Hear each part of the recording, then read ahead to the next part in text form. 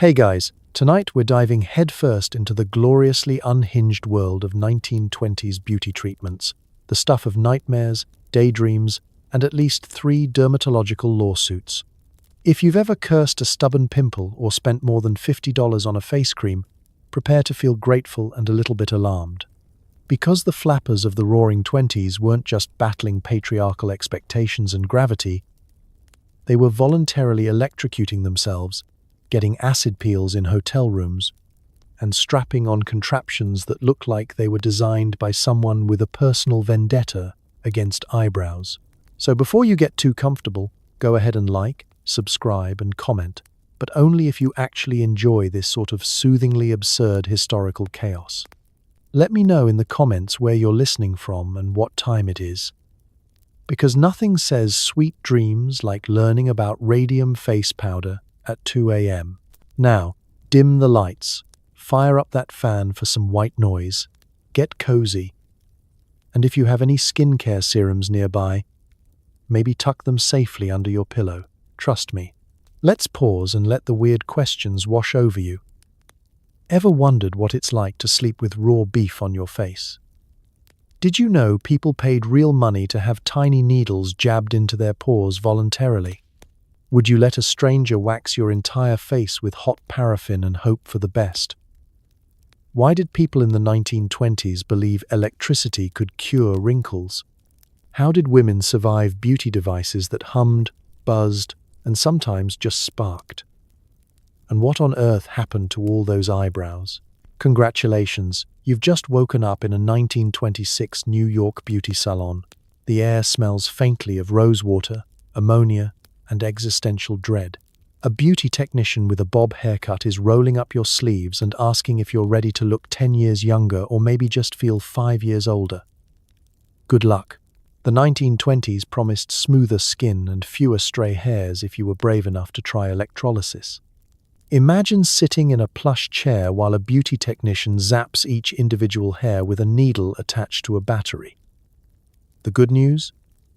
You might have fewer chin hairs. The bad news? Your face is twitching, and you're now intimately familiar with the smell of burning protein. Let's set the scene.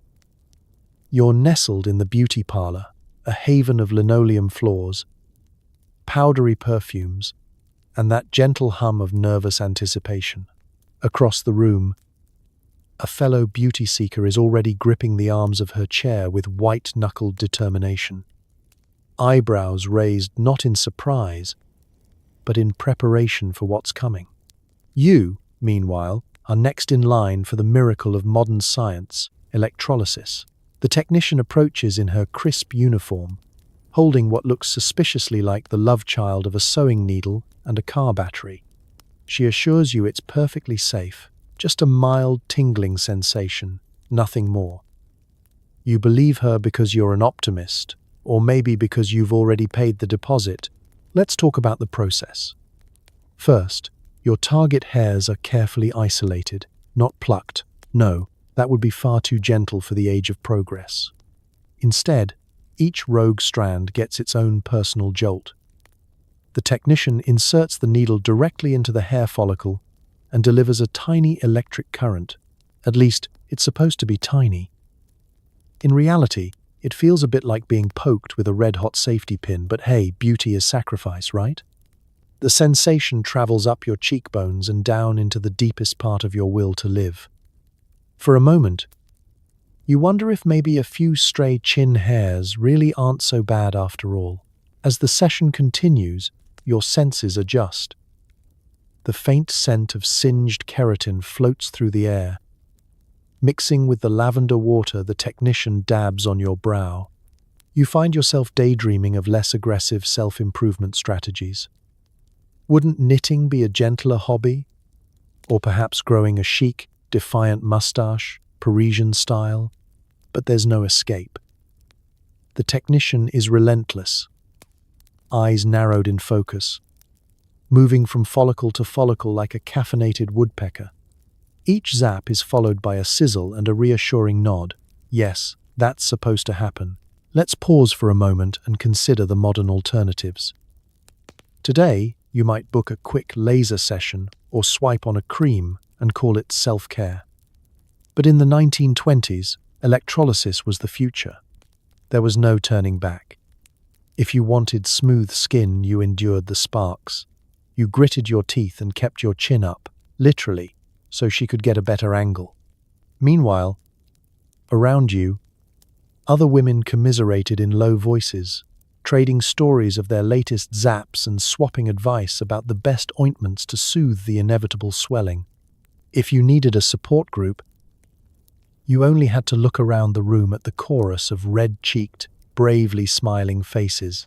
The real challenge came after you left the salon. Your skin, still tingling from the electricity, looked a bit like it lost an argument with a patch of angry bees. You were given strict instructions. Avoid sunlight. Don't touch your face. And for the love of all that is good, do not pick at the scabs. Going out in public required courage and perhaps a fashionable veil, which conveniently was also trending at the time. At home, you dabbed on the latest miracle creams, hoping they'd soothe the sting and hide the evidence from your curious family. Or at least your neighbors. But here's the twist. For all its discomfort and drama, electrolysis really did work eventually. A few weeks later, you'd notice the hairs were gone, replaced with the soft glow of slightly traumatized skin. And for every woman who endured the ordeal, there was a quiet sense of triumph. You'd faced the machine and come out, mostly, victorious. It was proof you were committed, modern, and just a little bit tougher than the average person. So next time you consider complaining about a dull razor or a waxing strip, spare a thought for the brave souls of the 1920s. They suffered so you could have options, so you could walk into a pharmacy and not have to plug yourself into a small electrical device just to look presentable. Because in the end, nothing says progress like a beauty treatment that doubles as a minor electrical hazard.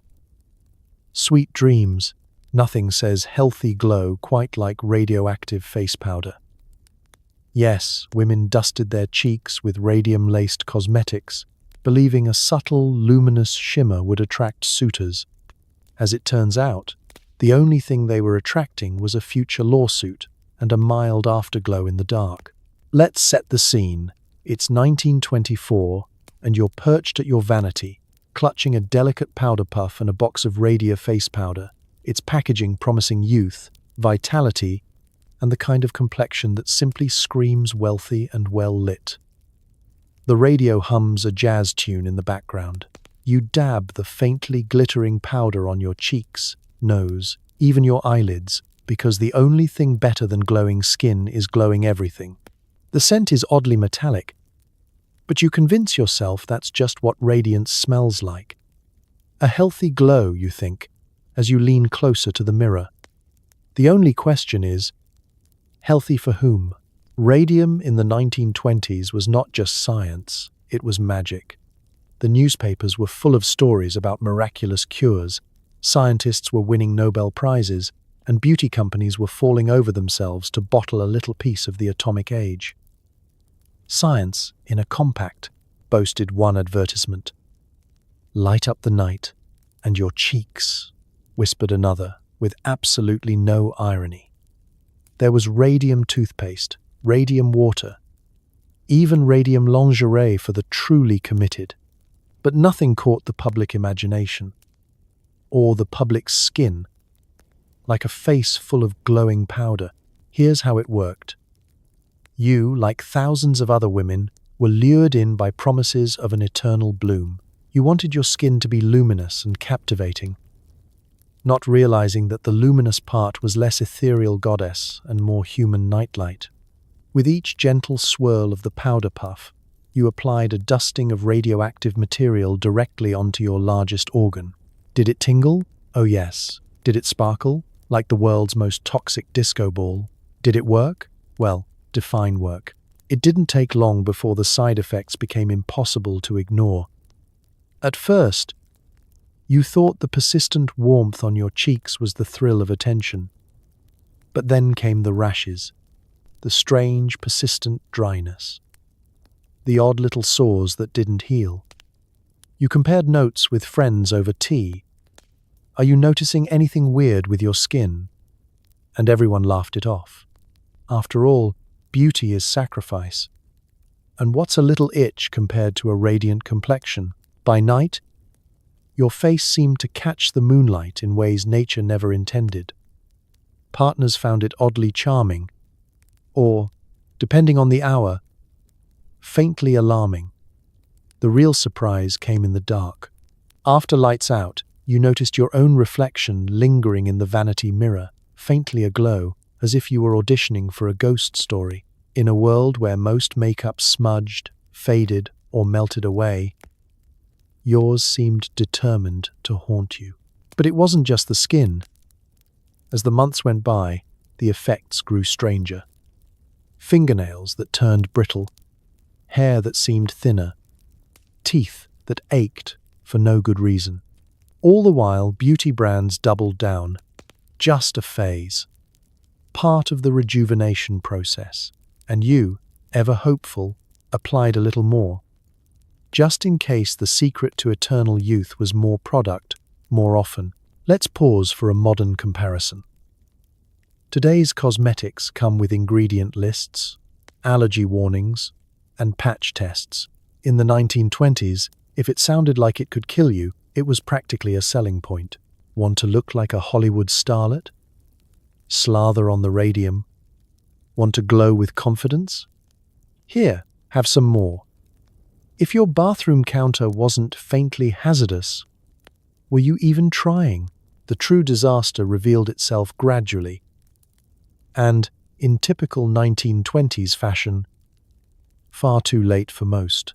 Lawsuits followed, medical experts appeared on the radio sounding deeply concerned, and the beauty industry quietly pivoted to new formulas with fewer side effects, like spontaneous cheekbone disintegration.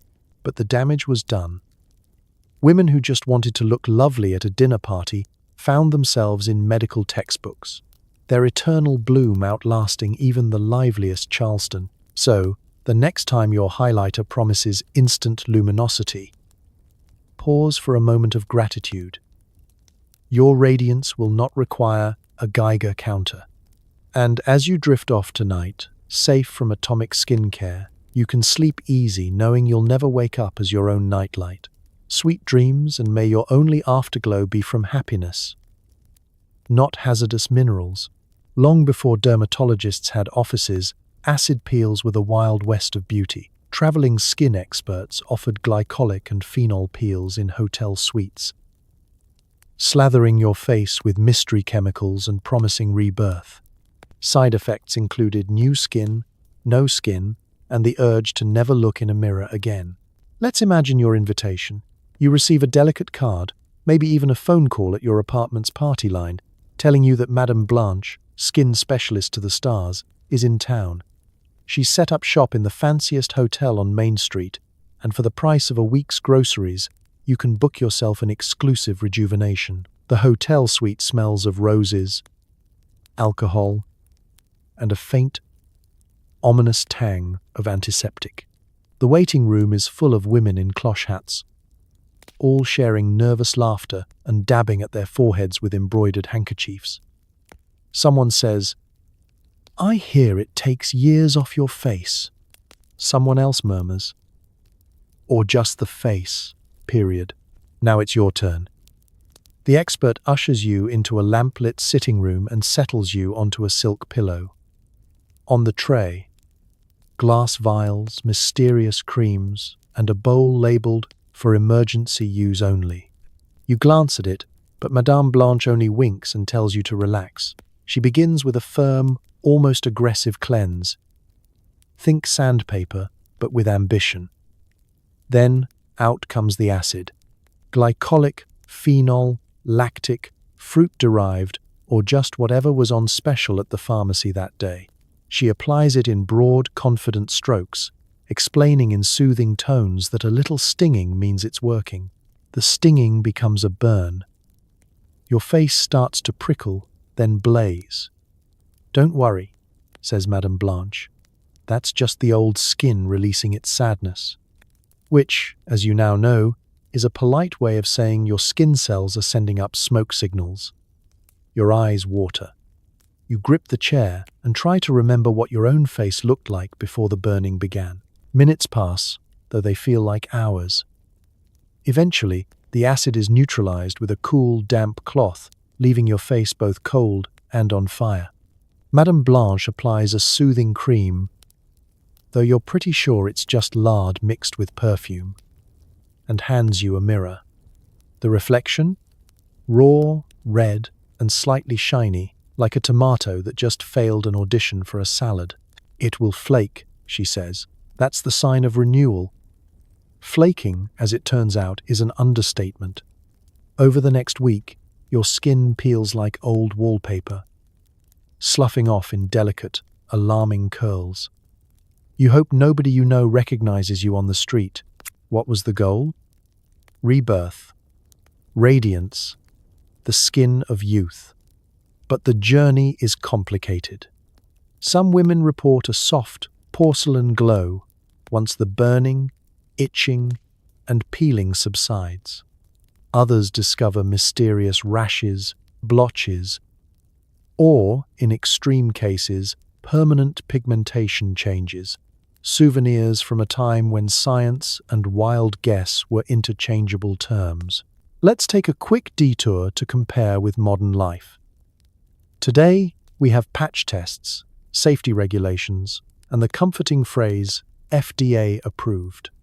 If an acid peel is too strong, you call a board-certified dermatologist, not a woman who claims she once did Greta Garbo's cousin's face in a Parisian attic.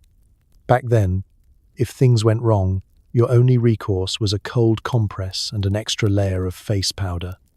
Complaints were met with, "Well, beauty is suffering, darling. Smile, if you still can." But the real story here is courage, or maybe desperation. The women who signed up for hotel acid peels wanted to look young, vibrant, and modern, whatever the risk.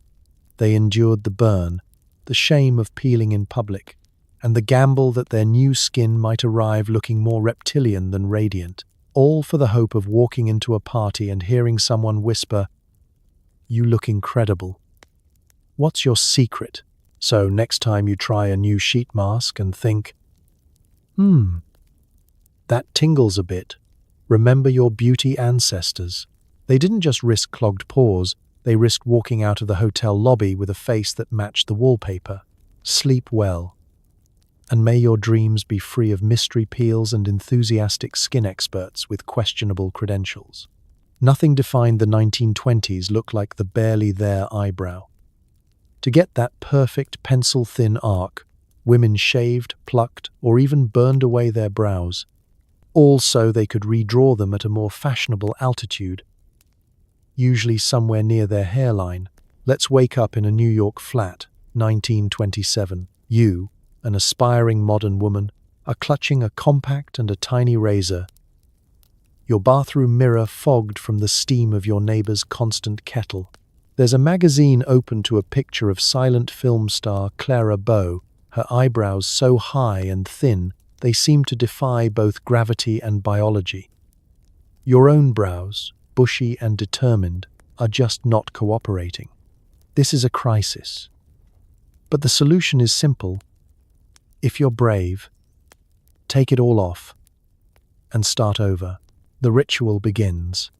First, a careful pluck, one hair at a time, which sounds tedious until you realize the alternative is a shaky, straight razor, and the very real possibility of looking perpetually surprised for months.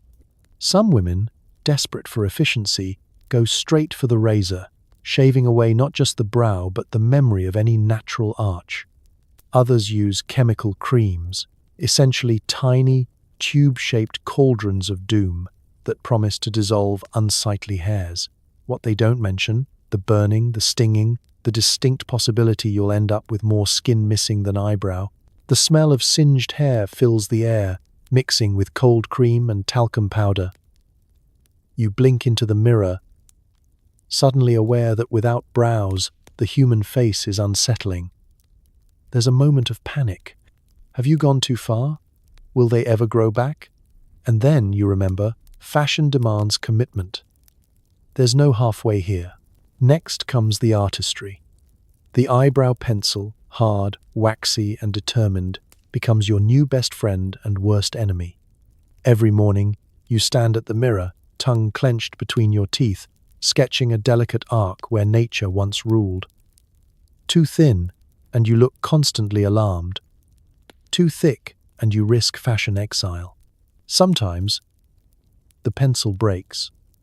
Sometimes, the line goes wonky and you're left erasing, redrawing, and eventually accepting that today, you'll just have to pretend asymmetry is a statement.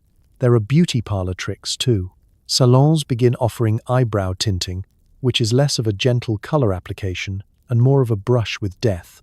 Dyes so potent that one drip too close to your eye could send you running for the cold compress. A few salons even experiment with permanent solutions. Early tattoos.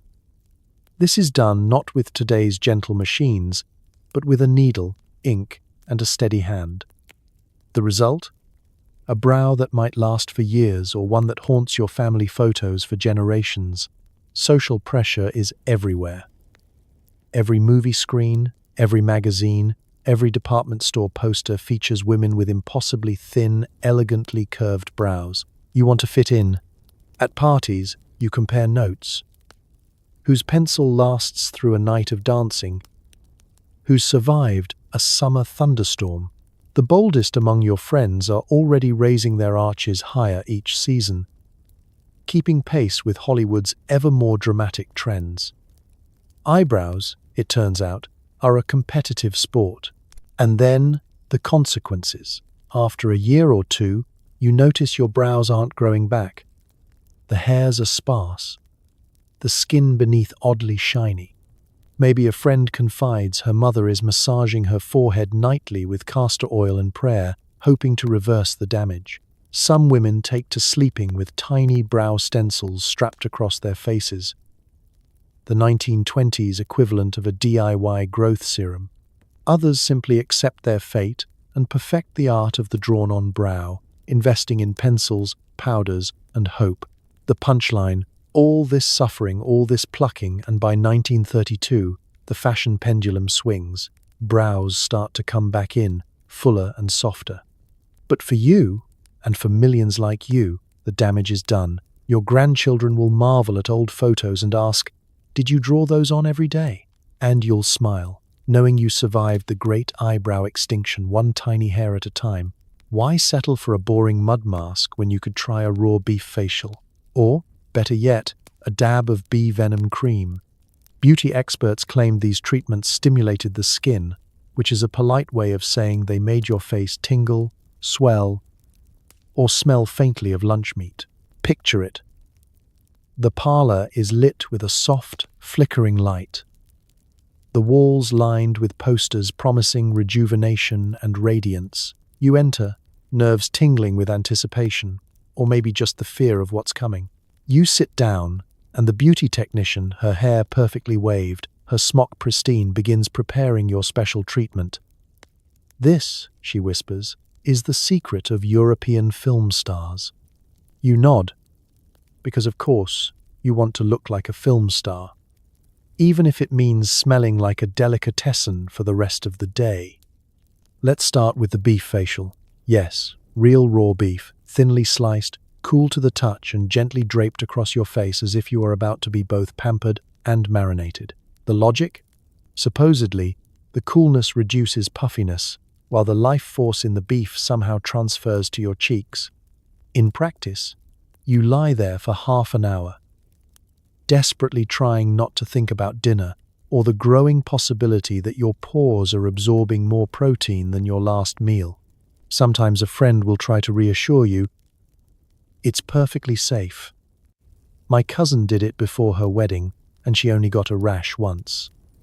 That's comforting, just as you're getting used to the sensation of beef slowly warming on your face. Your technician returns with a small jar of bee venom cream. "For stimulation," she explains. This is not the soothing honey of spa menus today. This is the real stuff, guaranteed to get your blood pumping, sometimes literally. She applies a dab to your cheeks and forehead, and the tingling begins almost immediately, progressing to a feeling best described as politely alarming. Your skin prickles, then tightens, as though a tiny marching band of bees is parading across your face with tiny stingers raised in salute. You're told that all this redness, swelling, and yes, occasional pain means it's working. Stimulated skin is youthful skin, the experts declare. The flush is a sign of renewal. In reality, it's your body warning you that this is a very strange way to achieve radiance. Still, you lie there obediently, eyes closed, trying to meditate or at least not sneeze beef onto the parlor floor. Let's compare, just for a moment, with the gentle sheet masks of today. In our modern world, we can stroll into any drugstore and pick up a face mask scented with cucumber, green tea, or rose petals. The most dangerous thing is falling asleep with it on and waking up with a slightly dry patch. Not so in the 1920s. Back then, if your beauty treatment didn't come with at least a minor risk of anaphylaxis or food poisoning, was it even worth the price? After the treatment, the technician peels away the slices of beef and pats your cheeks with a cool, damp cloth. Your face is flushed, slightly swollen, and smells like a butcher's shop at closing time. You're advised not to wash for several hours, to let the magic sink in. At home, you catch your reflection in the mirror and wonder if you're glowing or just breaking out in hives. Socially, these treatments become the talk of the town. You and your friends swap horror stories. Remember when Mabel's eyebrow swelled up to the size of a walnut? And brag about whose face survived the ordeal with the fewest side effects. Everyone knows someone who swears by bee venom. And everyone knows someone who probably should have stuck to cold cream. And the punchline? A week later, after the redness fades, your skin might, just might, feel a little smoother. Or maybe it's just relief that you survived. Either way, you join a long line of brave souls who risked smelling like steak tartare and getting stung for the hope of eternal youth. Because in the world of 1920s beauty, you didn't just chase radiance, you wrestled it into submission, one raw ingredient at a time.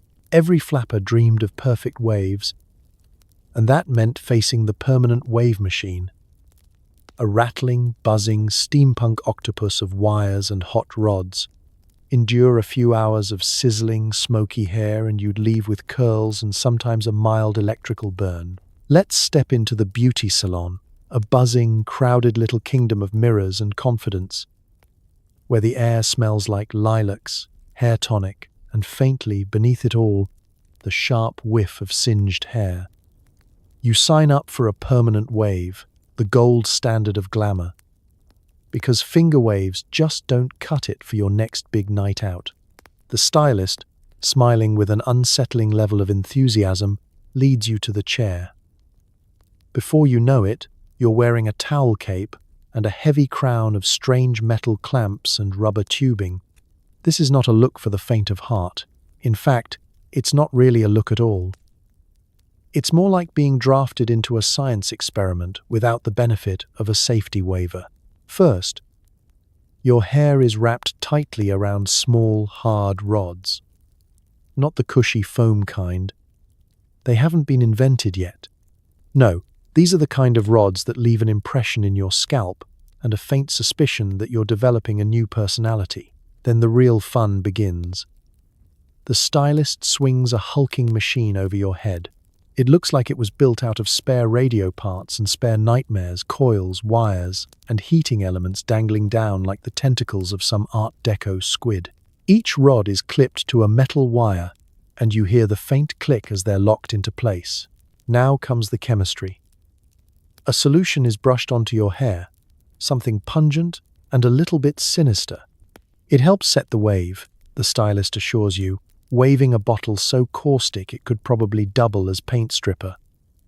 Then the machine powers on. The tentacles heat up, and you feel an immediate warmth.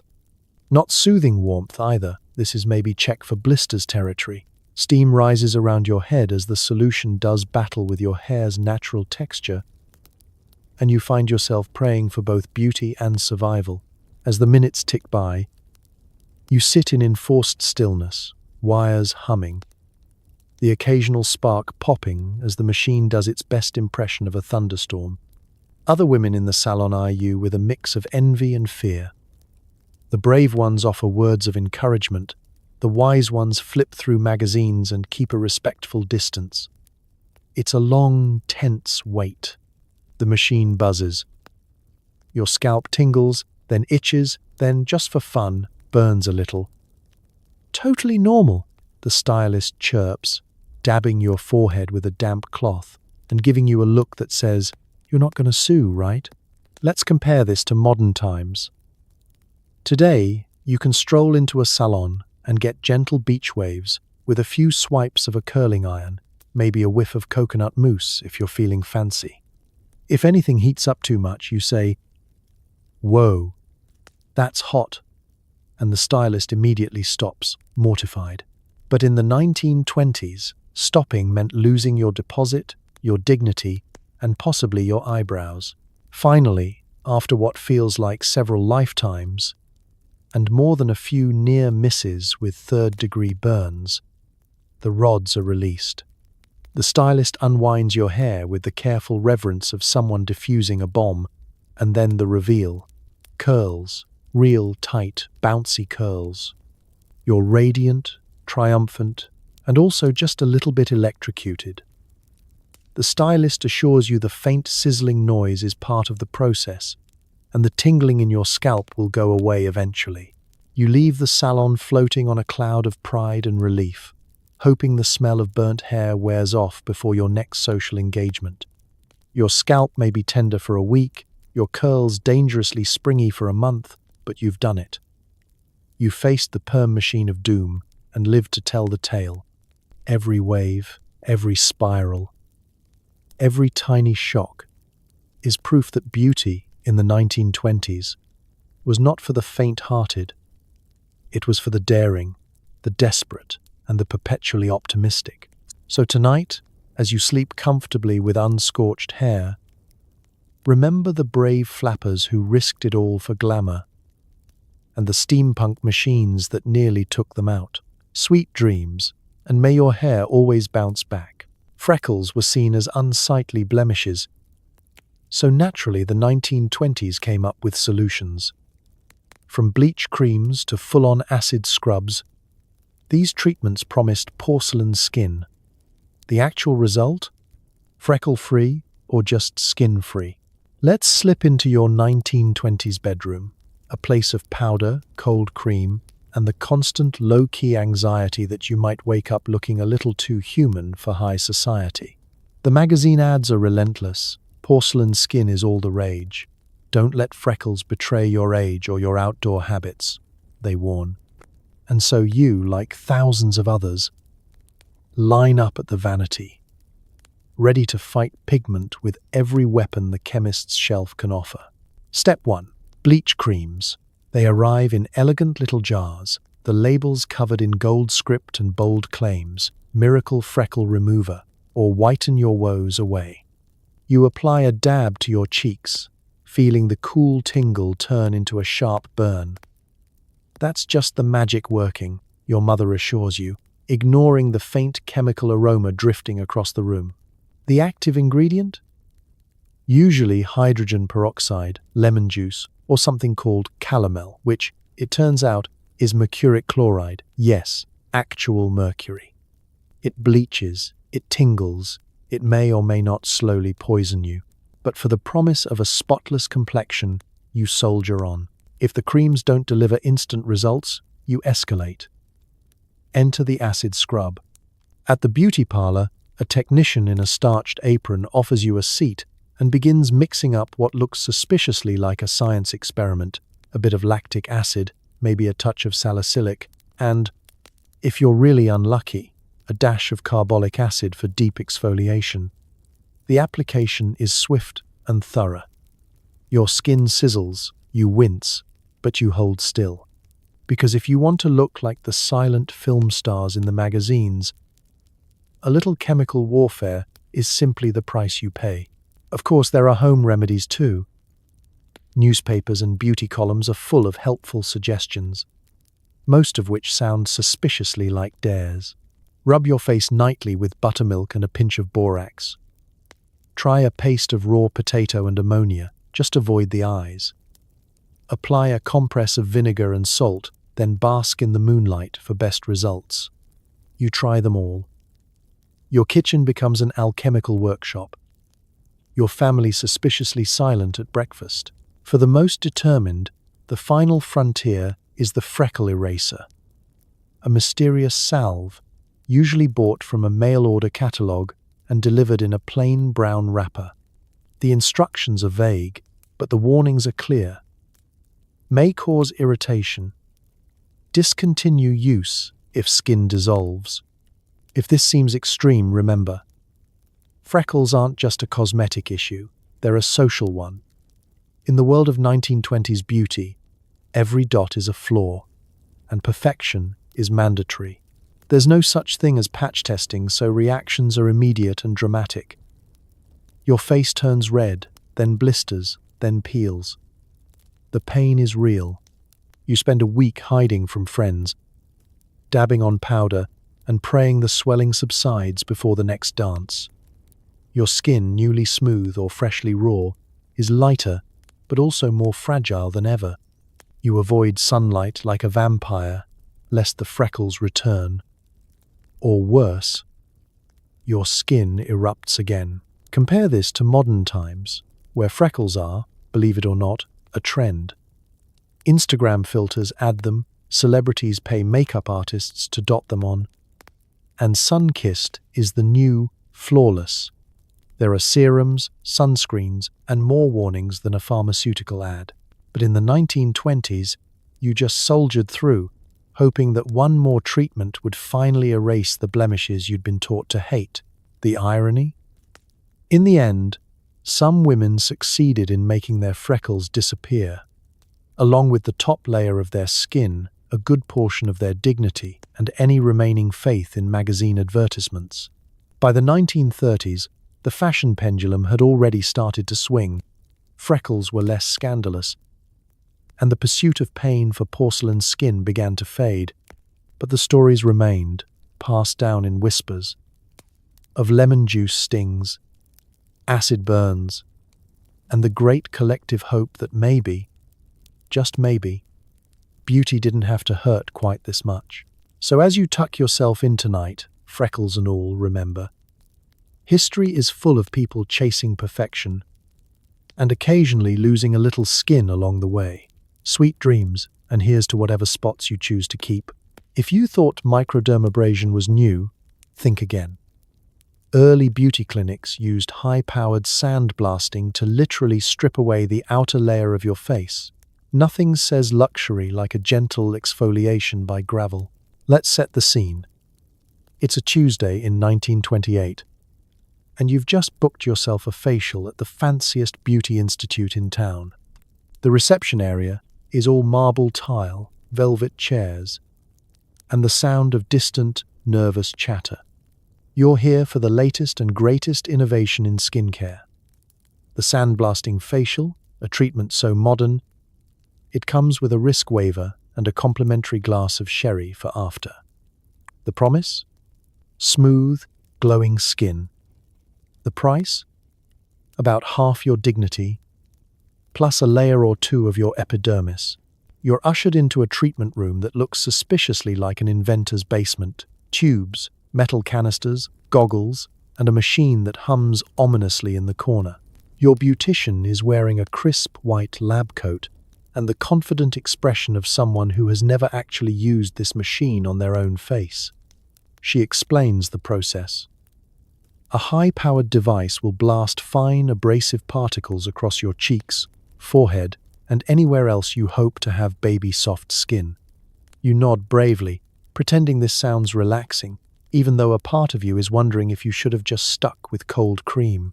You settle onto the chair, a towel draped around your shoulders, and the machine powers up. The noise alone is enough to wake the dead, and for a moment, you're not sure if you're about to get a facial or sand down a table. The first blast hits your skin with a surprising force. Imagine a swarm of microscopic pebbles pelting you at high speed. You feel every grain, every micro scrape, and you begin to appreciate why beauty is always described as pain. Your beautician assures you it's perfectly safe, as long as you don't breathe in too much of the dust. Which, in practice, is like being told not to inhale during a dust storm. The sandblasting continues, moving methodically across your face. Your skin feels raw, tingling, alive, and, if you're honest, a little bit angry. The scent of mineral dust mixes with your own mild panic. You try to relax, but the sound of the machine, somewhere between a dentist's drill and a small industrial sander, makes that nearly impossible. You grip the chair arms, eyes watering, and remind yourself, smooth skin, smooth skin. After what feels like hours, but is probably 15 minutes, the machine finally powers down. Your face is flushed, lightly abraded, and suspiciously warm to the touch. The beautician wipes you down with a cold, damp cloth, leaving you feeling a little like a polished gemstone, or perhaps a weathered pebble. She hands you a mirror with a flourish, and you brace yourself for the reveal. The results? Sometimes spectacular, sometimes not. You might leave with skin that feels as soft as silk, glowing and fresh. Or you might leave looking as if you've spent a week face first in a sandstorm. There's no way to know until the swelling goes down. If you're lucky, you'll get a round of polite compliments from your friends at dinner that night. If not, you'll get questions like, "Have you been vacationing in the desert?" Let's compare with today. Modern microdermabrasion is a controlled, gentle process, often accompanied by soothing serums and soft music. In the 1920s, the closest you got to gentle was the assurance that the grit was finely milled. Safety goggles optional, but highly recommended if you want to keep your eyesight. So tonight, as you drift off with your own skincare routine, sheet mask, maybe a gentle exfoliant, remember the bold pioneers who braved the sandblaster, all for the hope of a smoother tomorrow. Sweet dreams, and may your beauty treatments always stop short of industrial machinery. Doctors and beauty salons offered harmless X-ray hair removal. It sounded futuristic, until hair stopped growing, and so did your hope of avoiding a lawsuit. A small price to pay for smooth arms and possibly a mysterious rash. Let's set the scene. It's the dawn of the atomic age, and you are, congratulations, a pioneer in the world of beauty science. You stroll into your local beauty salon, past the Marcel wave machines and cold cream jars, and ask about permanent hair removal. The attendant, eyes sparkling with the thrill of new technology and perhaps a lack of medical training, leads you to a special room reserved for advanced treatments. On the door, a sign promises painless, permanent, modern science at your service. You can almost hear the xylophones of the jazz band next door as you settle in for your date with progress. The device itself is impressive. A giant, humming machine, all dials and heavy glass, with a technician who looks like she's about to launch a weather balloon. She adjusts the settings, hands you a pair of goggles, and assures you that everyone's doing it. The process is simple. Your arms are placed under the X-ray tube, and the technician flips the switch. There's a faint whir, a low hum, and a subtle, unsettling warmth that spreads across your skin. "It's just the rays working," she says, and you nod, comforted more by her confidence than by any understanding of the technology. The session lasts anywhere from a few minutes to nearly half an hour. The promise is that, after just a few treatments, your unwanted hair will stop growing forever. And for a little while, it works. The fine fuzz on your arms and face thins, then disappears. Your skin feels softer than ever, and you walk out feeling modern, sleek, and, let's be honest, a little bit superior to the tweezers and wax crowd. But the after effects soon begin. First, there's a sunburn that lingers far longer than any day at the beach. Redness, tenderness, and sometimes patches of peeling skin appear, which the salon dismisses as an ordinary reaction. The mysterious rash is less ordinary, a constellation of bumps, blisters, or even ulcers. A week later, a friend whispers that she's lost all the hair on her arms. Yes, but also a few patches of her eyebrows and, worryingly, some skin. You start to worry. Word spreads through the city, from tea rooms to beauty parlors. Some clients gush about never shaving again. Others quietly consult their doctors about the spots. Lawsuits start to pop up in the newspapers, full of ominous headlines about X-ray injuries and mysterious maladies striking modern women. The beauty salons quietly update their menus, swapping X-ray treatments for slightly less alarming methods, like electrolysis or hair bleaching paste. For those who persist, the side effects get weirder. Sometimes, the skin in the treated area becomes pale, thin, and oddly shiny. Other times, small wounds refuse to heal, prompting a visit to the doctor, who frowns and says words like radiation dermatitis and chronic skin changes. Hair, it turns out, isn't the only thing X-rays remove. You might lose pigment, sensation, or the ability to use your favorite perfume without wincing. Let's compare to today. Modern laser hair removal comes with safety goggles, patch tests, and certified technicians. In the 1920s, the only patch test was waiting to see who developed symptoms first. Safety standards were more of a suggestion, and long-term health effects were a problem for future you, preferably in another decade. By the 1930s, X-ray hair removal faded into obscurity, replaced by newer, less radioactive options. But for a brief, shining moment, women risked it all for the hope of smooth, hairless skin and a small taste of the atomic age. So tonight, as you ponder whether to shave or wax, be grateful. Your biggest worry is a little razor burn, not a mysterious glow in the dark. Sweet dreams, and may your beauty rituals always remain radiation-free. Hot paraffin facials were all the rage. A layer of melted wax was brushed onto your face, hardening into a glossy mask. The hope, softer skin, the reality. Temporary mummification and the fear that you'd never smile again. Let's step into the plush beauty salon of 1929, mirrored walls, Art Deco fixtures, and a faint haze of talcum powder drifting in the air. The parlor is alive with gossip. The gentle clink of teacups, and the soft whir of contraptions promising eternal youth.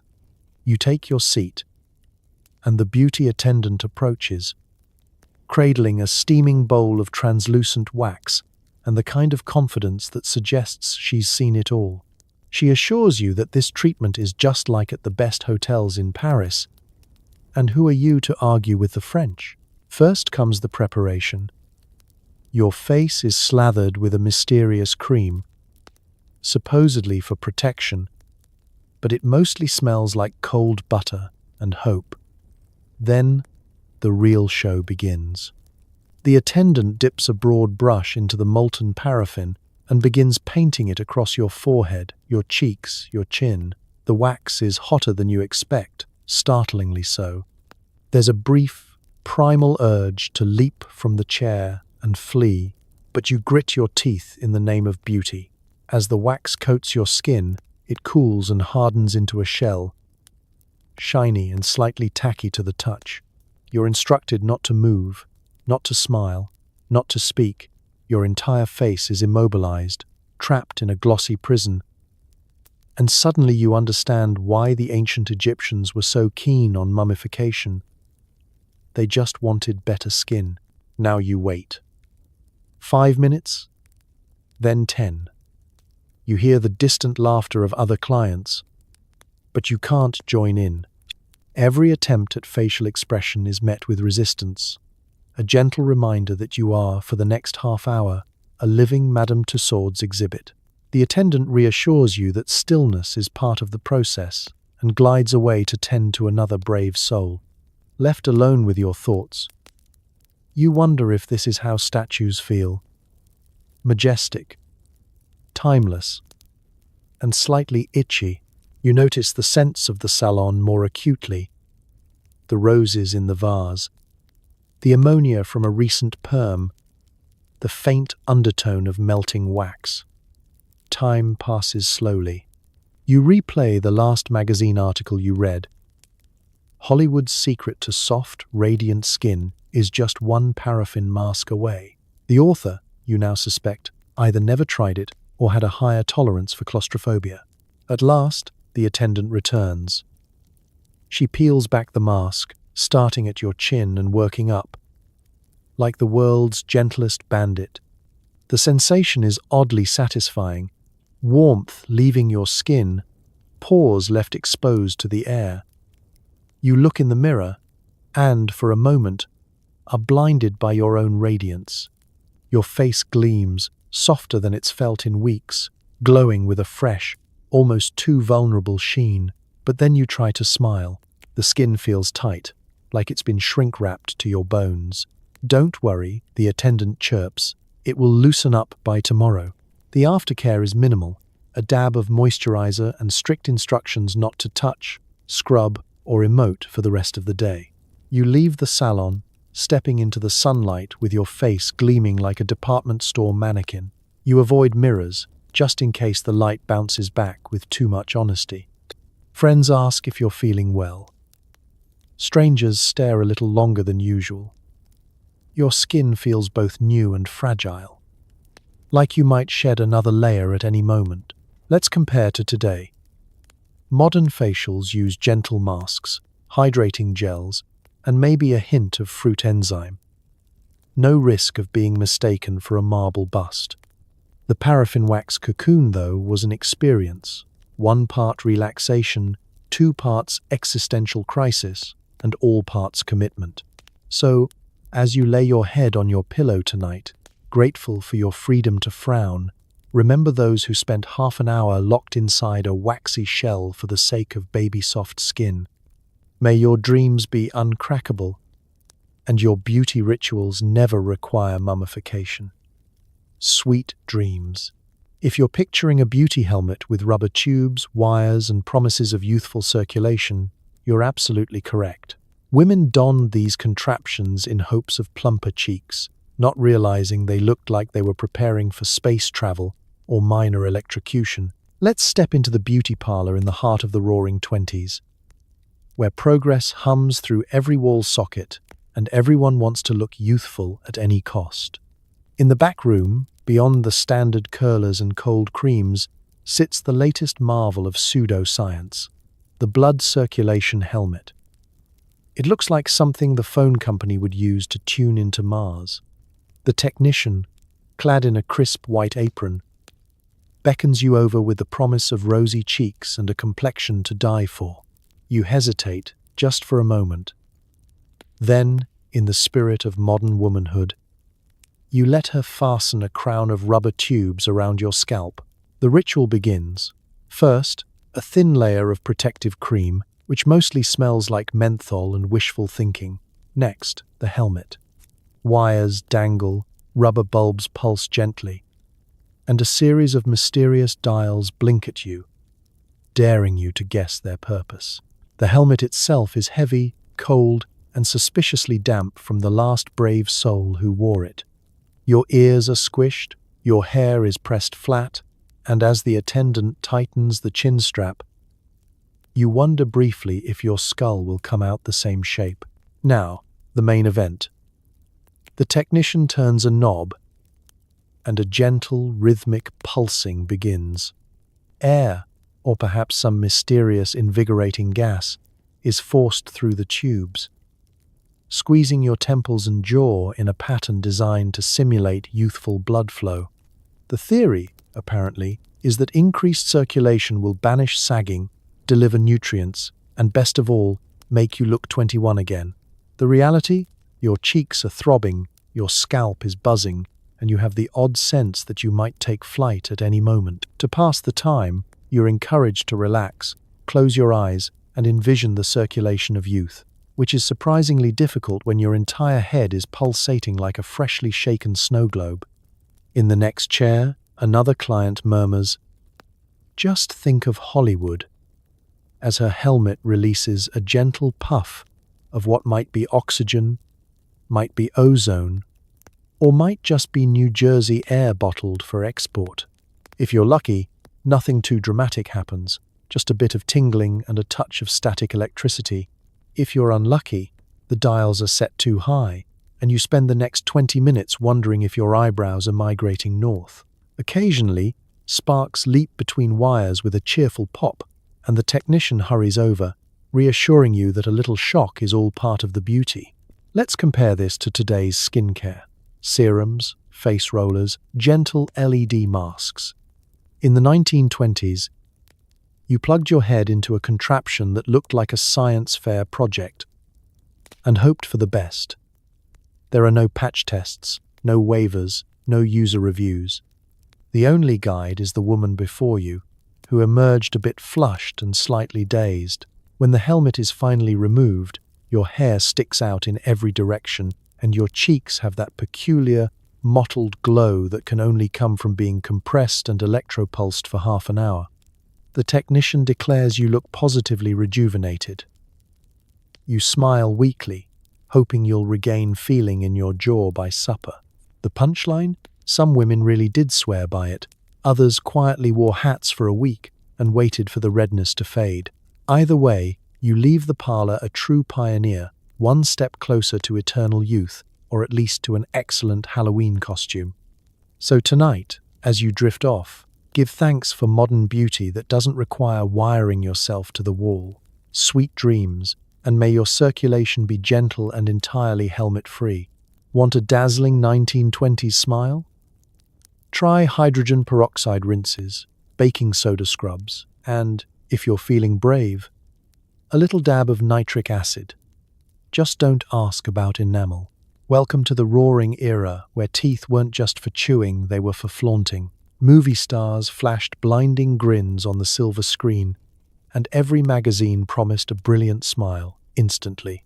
For you, a hopeful devotee of modern beauty, it meant raiding the medicine cabinet and kitchen pantry in search of anything that might make your teeth look less like yellowed piano keys and more like pearls. If you weren't blessed with naturally luminous teeth, no worries. There was an entire industry waiting to pounce on your insecurities. Let's start with the classics. Hydrogen peroxide, the household antiseptic, was a favorite. You'd rinse and swish, ignoring the odd fizzing sensation and that slightly alarming taste. It's just working its magic, promised the beauty ads. Never mind that the label also said for external use only. Then there was baking soda, nature's answer to sandpaper. You'd dampen your brush, dip it in a heap of gritty powder, and scrub until your gums begged for mercy. Whitening? Sometimes. Gum recession? Practically guaranteed. But if you were truly dedicated, or just easily influenced by the promises of the local druggist, you might be tempted by the more dramatic methods. Enter nitric acid, the heavy artillery of dental whitening. Applied with a tiny cotton swab, it promised to lift stubborn stains and reveal the radiant smile beneath. The reality?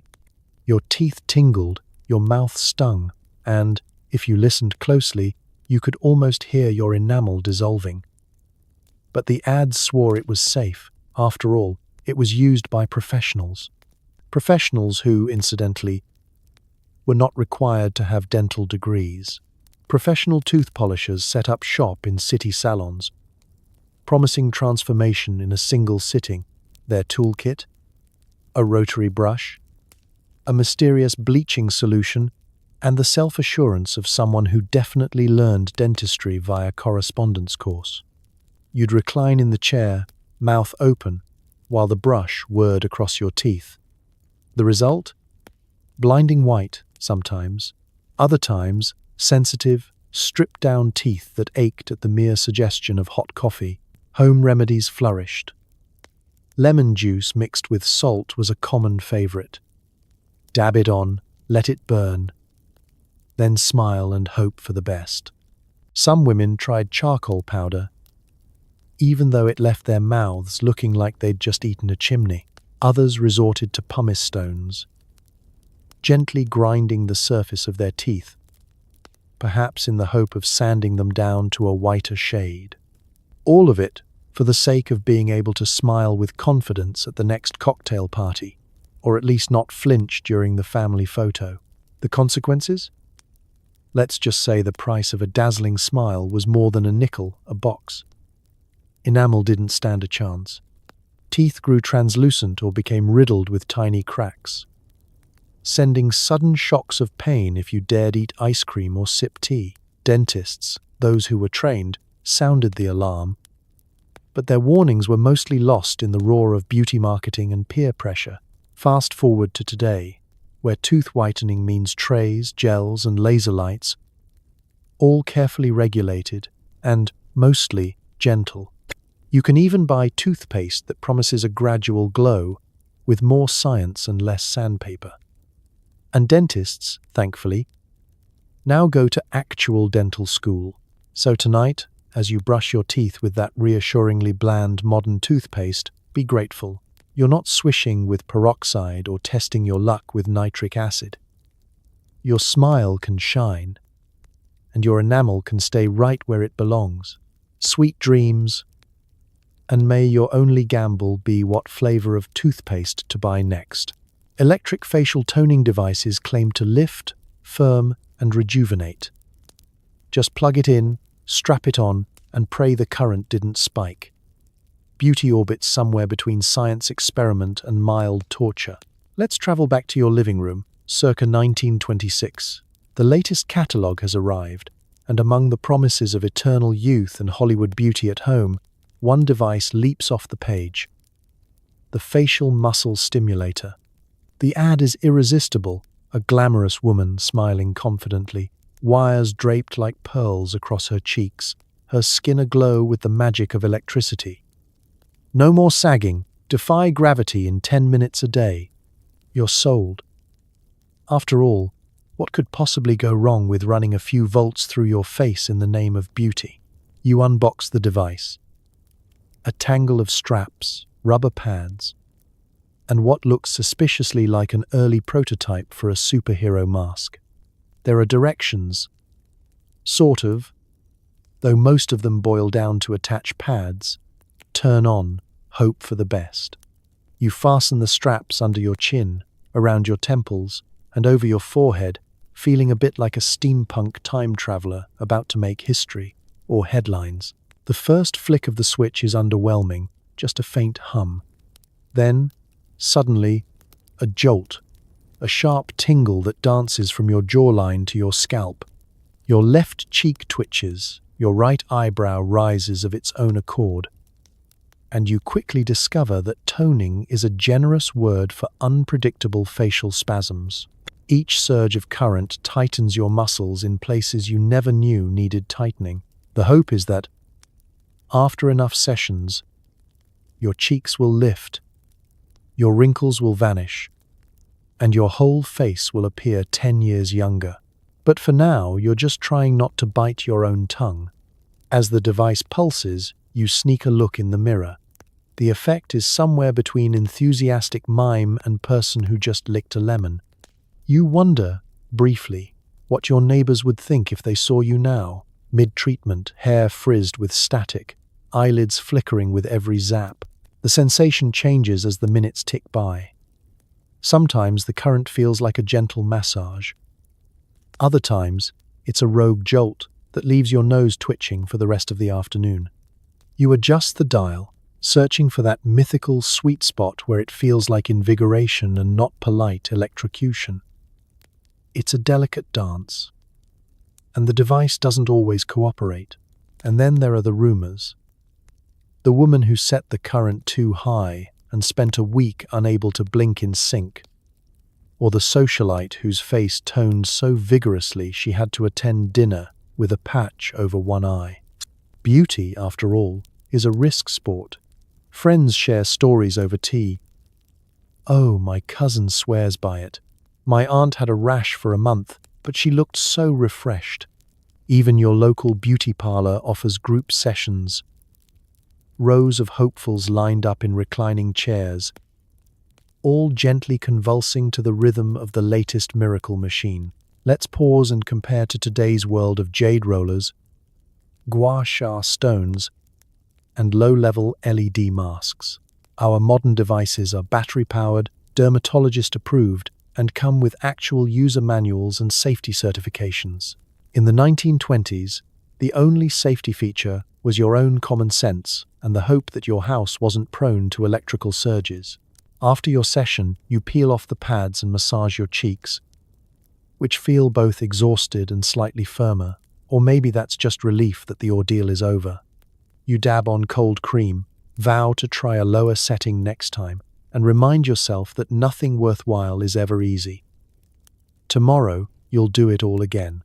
Because in this brave new world of muscle shockers, beauty doesn't just hurt.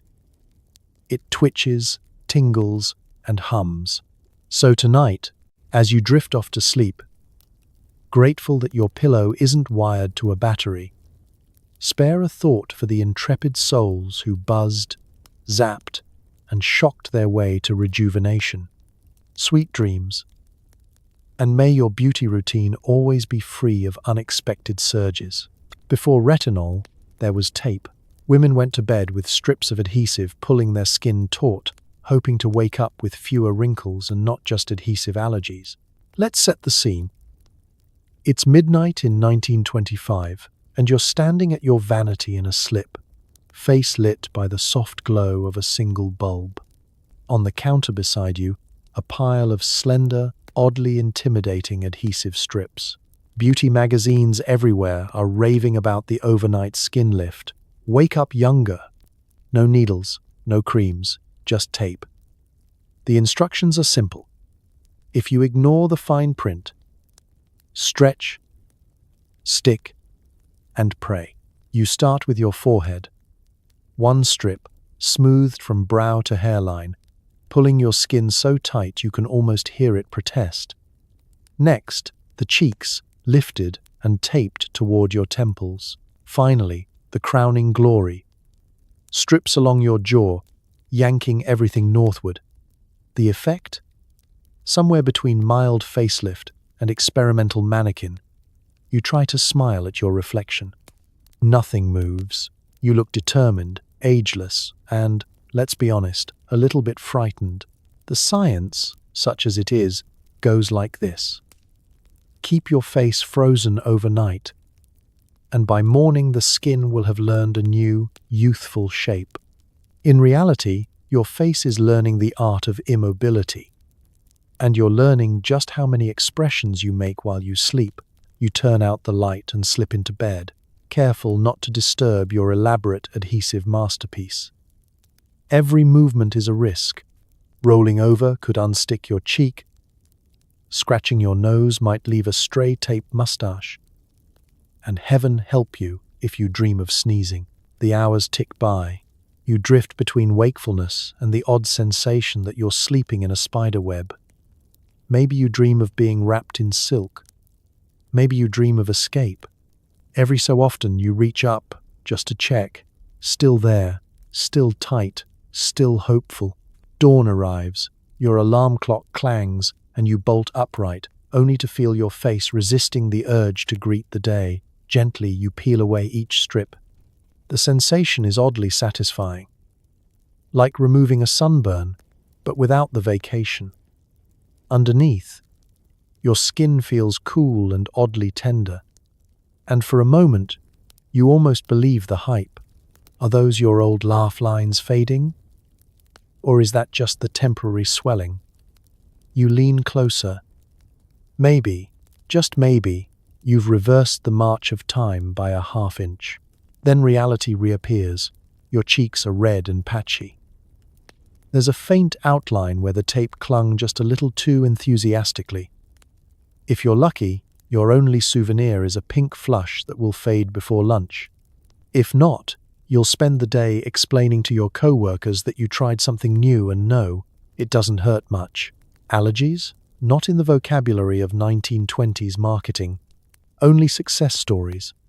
And a suspiciously large number of hats with face-covering veils. But for some, the ritual becomes habit. Night after night, women stretch, tape, and hope, convinced that true youth is just one more roll away. There's even a subculture, whispered about in powder rooms, of women who tape during afternoon naps for bonus lifting. The bravest wear tape while hosting bridge club, smiling tightly as the cards are dealt. Let's compare. Today, we have retinol, hyaluronic acid, laser resurfacing, and about 1,000 creams with science. Backed claims. We patch test, we read reviews, and, if something burns, we don't do it again. In the 1920s, you followed the advice of a magazine columnist with a suspiciously smooth face and just hoped your eyebrows would grow back. So as you tuck yourself in tonight, free from adhesives and strange beauty rituals, take a moment to thank the pioneers of nighttime skin tape. They walked, carefully, rigidly, so we could run. Sweet dreams, and may your morning face always be your own. If you couldn't afford the salon, your pantry became your laboratory. Egg white masks, oatmeal scrubs, and a robust faith in the healing power of mayonnaise. Let's step back into your kitchen in 1928, where the most important beauty secrets are shelved next to the flour and sugar. The latest magazine ad might promise Parisian radiance for a small fortune, but you, and most women, are working with what's on hand. Who needs a fancy facialist when you have eggs, oatmeal, lemons, and, if you're truly daring, a little dab of lard? It's Saturday night. Your best friend is coming over for a beauty sleepover, and together you'll turn your tiny apartment into the hottest spa in town. You light a candle, spread out your ingredients on the kitchen table, and tie your hair back with a ribbon. Tonight's theme: science meets soup. The egg whites come first. Separated from the yolk with the precision of a hopeful alchemist, the clear, slippery goo is whipped until frothy and applied to your faces with the seriousness of a surgeon prepping for the operating room. The sensation is not pleasant. Cool, sticky, and instantly tightening, the mask dries to a crackling shell, promising to shrink pores and erase years. Conversation slows as your faces stiffen, every smile threatening to break the delicate glaze. You lie on the sofa, fighting the urge to laugh at your friend's expression. A cross between a porcelain doll and a startled omelette. Next up is the oatmeal scrub. You grind the flakes in a coffee tin, add a splash of milk, or water for the thrifty, and rub the paste in circles on your skin. Supposedly, it exfoliates. In practice, it's a battle between gentle buffing and feeling like you're auditioning for a role as a sandpaper tester. Bits of oatmeal cling to your cheeks and jaw, and by the end, the kitchen smells faintly like breakfast gone slightly wrong. If you're feeling adventurous, you add a drop of honey, hoping for that legendary glow.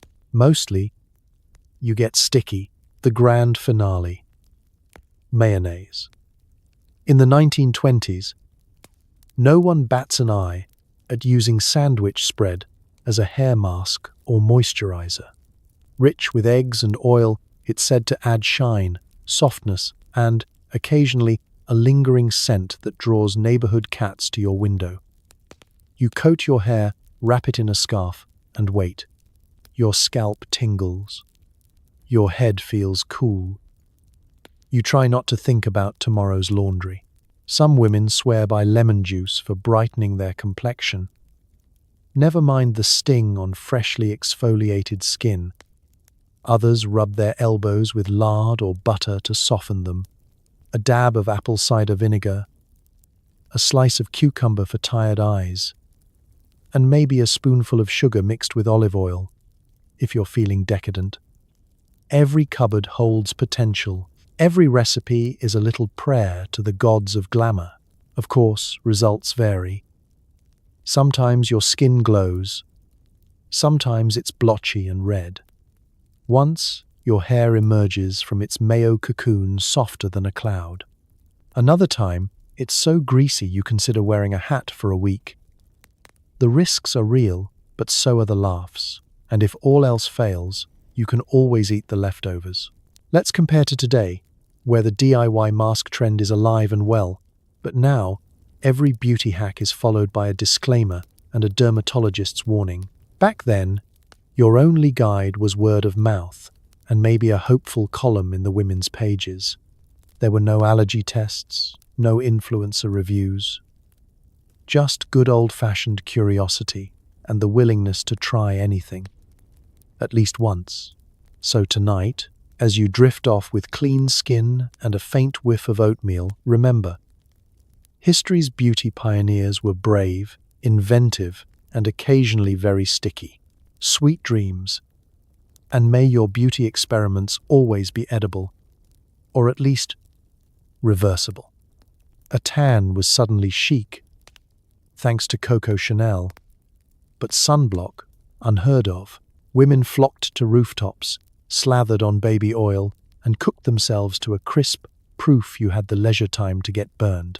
Let's slip outside to a rooftop in 1926, where a new standard of glamour is baking in the midday sun. The pale, porcelain complexion, long the sign of high breeding and indoor living, is out. Thanks to a single, legendary Riviera holiday and the bronzed glow of fashion icon Coco Chanel, the beauty ideal has turned upside down. Pale is passé. Bronze is the new black. And, suddenly, nothing screams sophistication like a little sunburn and a lot of confidence.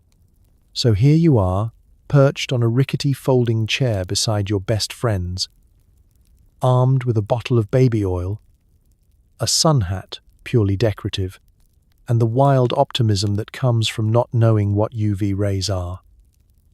The idea is simple. The deeper the tan, the deeper your proof of leisure.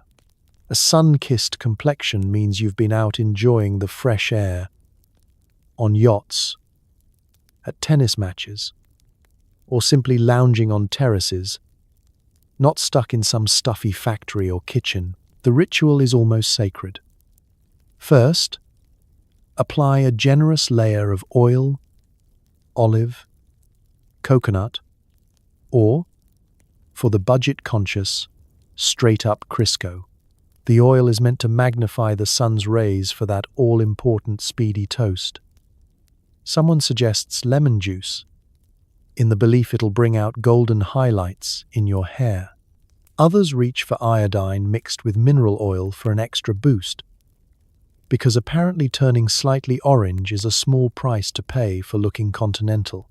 Once the tanning begins, time melts away in a haze of gossip, radio tunes, and the slow, incremental sensation of your skin sizzling like bacon. At first, the warmth is relaxing. Then, as the afternoon wears on, a subtle prickling begins, followed by the unmistakable tightness of flesh roasting on the bone. Someone always declares, "It's just color coming in," as they bravely ignore the growing urge to flee for the nearest shadow. Of course, nobody uses sunblock. It hasn't been invented yet. The closest thing to SPF is a large hat or a parasol.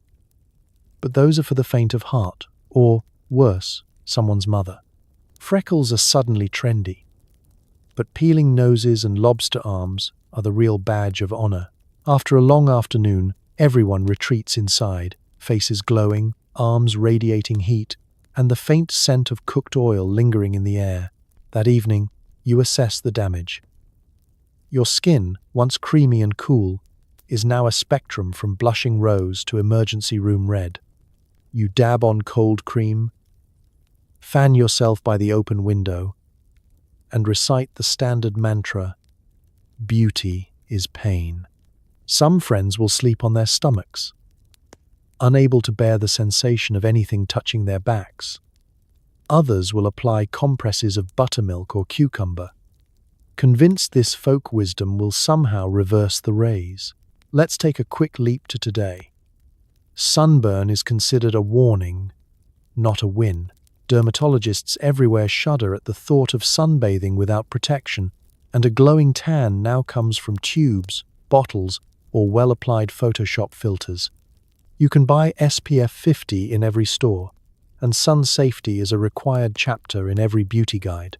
But in the 1920s, the only filter was a cloud, and if you spent too much time in the shade, people wondered if you were ill. The punchline: tomorrow, your burn will fade to bronze, if you're lucky, and you'll parade your new color with pride. Never mind the pain or the years you may have just lost from your skin's warranty. And so, as you drift off tonight, remember the brave souls who traded pallor for sunburn and comfort for fashion. Sweet dreams, and may your beauty always come with a little less sizzle. Homemade mascaras, sometimes containing coal dust, Vaseline, or even lampblack, could give you the 1920s stare. Until, of course, your lashes fell out or your eyes started to water uncontrollably. Let's start in front of your mirror, late afternoon light streaming through a lace curtain. It's almost time to head out, perhaps to a jazz club or a friend's bridge party, and your look isn't complete without that signature, wide-eyed 1920s gaze. The store-bought options are limited, so you pull out a little tin of petroleum jelly and a tiny cake of black pigment. A souvenir from the local apothecary. The instructions are simple: scrape, melt, apply, and hope. It's a 3-step process with the potential for both glory and disaster. You scrape some coal dust, or, for the slightly wealthier, lampblack from an oil lamp, onto a dish. Next, you warm a dab of Vaseline between your fingers. Never mind the odd, medicinal smell.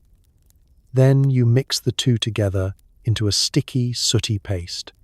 Some women add a drop of castor oil for shine, others a hint of cocoa butter for smoothness. For the brave, a sprinkle of powdered sugar is rumored to set the look, though it mostly guarantees your lashes will attract every curious ant in the neighborhood. Application is a careful ritual. You dip a brush, or, more likely, a sharpened orange stick or tiny metal comb, into the goo and gently stroke it onto your lashes. The first swipe delivers instant drama. Thick, black, and utterly mesmerizing. The second swipe, not so much. Your lashes clump together. The goo smears onto your eyelid, and you find yourself squinting in the hope that nobody will notice. Sometimes you're lucky. Sometimes you achieve that perfect, fluttery stare, all smoky and mysterious. Other times, a single blink, and everything goes wrong.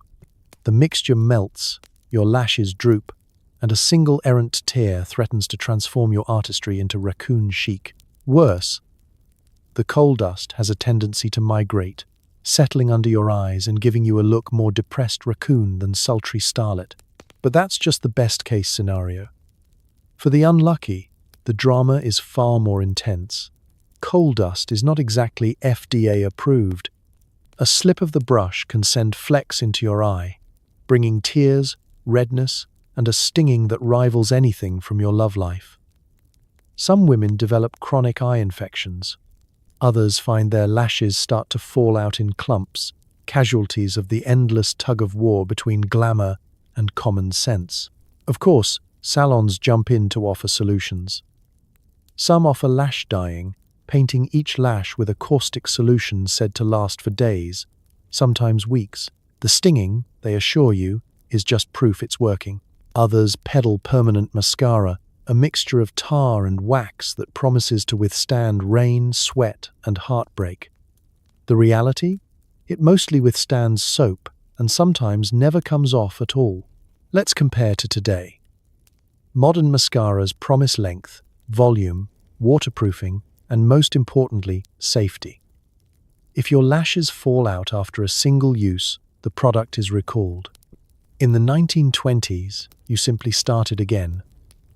hopeful and a little more cautious, maybe swearing off the coal dust for a week, or at least until the next big party. And yet, for all the risks, the pursuit continued, because nothing could replace that wide-eyed, luminous look. Women traded recipes, swapped stories, and perfected the art of damage control.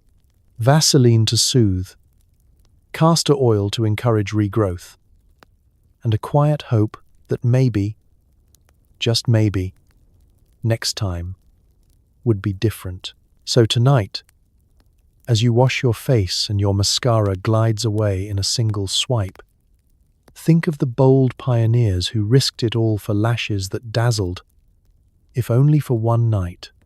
Sweet dreams, and may your only eye drama be a smoky look that stays where it belongs. Not born with dimples? No problem. Just strap on a spring-loaded facial clamp overnight and hope for the best. If you're lucky, you'll get cute indentations. If not, you'll get a headache and a reason to avoid group photos. Let's set the stage. It's the golden age of silent movies, and you, like everyone else, are obsessed with the playful dimples of screen sirens and dapper heartthrobs. But what if genetics have cruelly denied you those charming little face dents? Don't despair. There's a machine for that. Enter the Dimple Maker, a contraption that looks less like a beauty aid and more like something you'd find in your uncle's toolbox, or perhaps his medieval torture kit.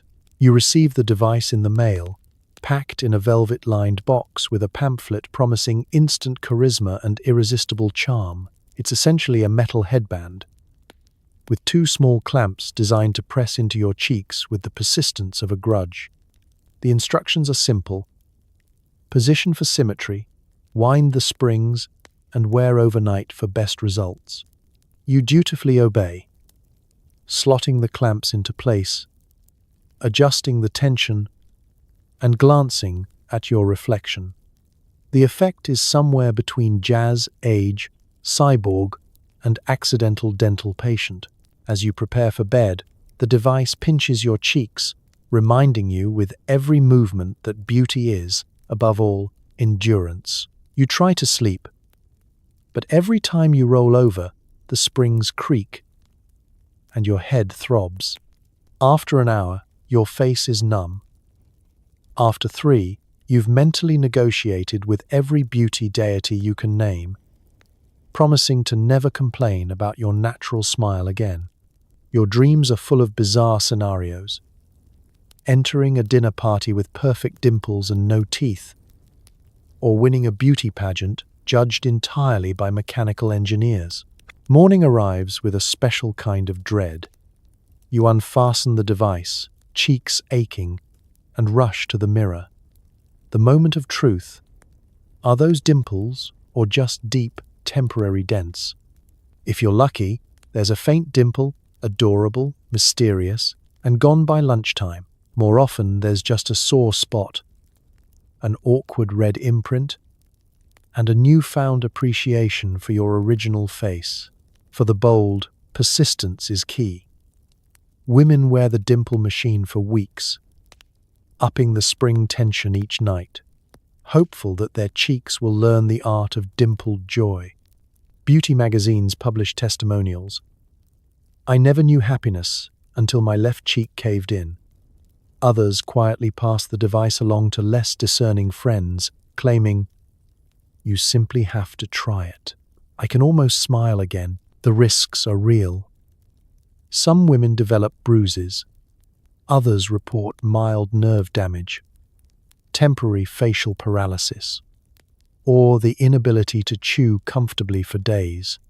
But the promise of looking like the next Clara Bow or Douglas Fairbanks keeps them going. Social gatherings become clinics for comparison. Who has the deepest dimples? Who's a real? Who had to ice their cheeks before breakfast? These are the vital questions of the 1920s beauty scene. Let's compare with today. Dimple surgery exists. Yes, that's a thing. But it involves a qualified professional and a sterile room, not springs and prayer. Now, You can buy adhesive dimple patches or contour with makeup painlessly. Back then, you risked your dental health and a week of soup-only meals just to be cute. So tonight, as you drift off, cheeks free from clamps and hopes unburdened by springs, send a kind thought to the pioneers who quite literally pressed their luck. Sweet dreams, and may your smile be as effortless as your sleep. Salons sold invisible string lifts, tiny elastic cords anchored behind your ears and hairline. At best, you looked surprised. At worst, you looked startled and in pain. Let's step inside the beauty salon of the late 1920s. A place where hope, desperation, and invention collide. You're perched in a powder-pink chair, clutching a magazine with illustrations of women sporting gravity-defying cheekbones and expressions of permanent intrigue. Youthful firmness in 5 minutes boasts the ad for the latest miracle, the invisible string lift. No scalpels, no anesthesia, just a few well-placed cords and a willingness to look mildly shocked for the rest of the day. Your beauty attendant is brimming with enthusiasm, describing the procedure in tones usually reserved for medical breakthroughs. Out comes the kit. Thin, flesh-colored elastic, little metal hooks, and a collection of combs. You're instructed to tilt your head, close your eyes, and think of Hollywood. She threads the string around your scalp, pulling gently but firmly, then anchors the elastic just behind your ears and deep in your hairline. "It's invisible," she chirps, tucking in stray ends with the confidence of someone who definitely learned this from a magazine, not a medical school. The first tug is subtle, a pleasant tightness, like the feeling after a good face massage. The second, less so. By the third, your eyebrows have crept several millimeters north, and your cheeks are lifted to such heights you start to worry about nosebleeds. The mirror reveals a new you, a little brighter, a little firmer, and a lot more perpetually surprised by life. The science, as always, is dubious. The theory is that by pulling the skin upward and holding it in place, the underlying muscles will learn to stay that way, much like training a plant to grow along a trellis. In practice, it's a lesson in patience and facial restraint. Smiling, laughing, or, heaven forbid, sneezing could undo hours of careful string arrangement, and you might find yourself with one eyebrow arched much higher than the other. For the determined, these strings become a daily ritual. Some women stash extra elastics in their handbags, ready to retighten before cocktails or in the powder room at the theatre. Others become adept at strategic hairstyling, masking the cords with elaborate waves or well-placed barrettes. There's an art to wearing string lifts. Never pull too tight, never knot too close to the edge, and always keep a comb on hand for emergencies. Invisible tape soon joins the craze, a transparent, sticky strip that promises instant smoothness. The process: stretch the skin, stick the tape, and hope no one notices the shine under the lights. But the tape comes with hazards: a single bead of sweat or the heat of a crowded room, and your firm, flawless face could start to slip south, one piece at a time. More than one socialite has been spotted in the powder room, frantically reapplying tape, or worse, discovering a forgotten strip dangling from her jaw. There are, of course, stories. The woman whose string snapped at the opera, sending her left cheek plummeting mid-aria. The debutante who discovered invisible tape wasn't quite so invisible under the flashbulb of a photographer. Yet the trend persists, because nothing, not pain, not risk, not public embarrassment, can come between a determined woman and the promise of a firmer jawline. Let's compare. Today, we have surgical lifts, injectable fillers, and medical-grade adhesives, all performed under the careful eye of professionals. In the 1920s, you had ingenuity, optimism, and a slightly sore scalp. Modern products promise subtle lift. Back then, subtlety was optional. Commitment was required. So tonight, as you rest your head and your face falls naturally back into place, Think kindly of those who trusted in string, tape, and the audacity of hope. Sweet dreams. And may your beauty never rely on knots and elastic. The hunt for fluttery lashes led to hot rods, tiny curlers, and the faint scent of scorched hair. Results varied from fabulous to maybe stick to mascara. Let's step into the beauty parlor, late 1920s. The latest craze is in full swing, and you, ever the fashion-forward flapper, are ready to take your lashes to new heights, literally. Magazine ads shout about permanent curl, promising eyes wide enough to hypnotize, and a gaze soft enough to melt a banker's heart. The only problem? The technology is, how shall we say, ambitious. You recline in the stylist's chair, tilting your head back as she readies her wave rods, miniature versions of the permanent wave machines already famous for transforming hair into bouncy, unyielding curls. Only this time, the battleground is your delicate eyelashes. First, your lashes are cleaned, brushed, and combed upward onto tiny rods with what feels suspiciously like library paste. You're told to keep your eyes closed, which seems reasonable until you realize the next step involves hot metal and a prayer. The machine is wheeled over, small but humming with the energy of 1,000 bad decisions. Wires, dials, and faintly glowing filaments promise gentle heat. The attendant, cheerfully oblivious, assures you that everyone is doing it and that the tingling just means it's working.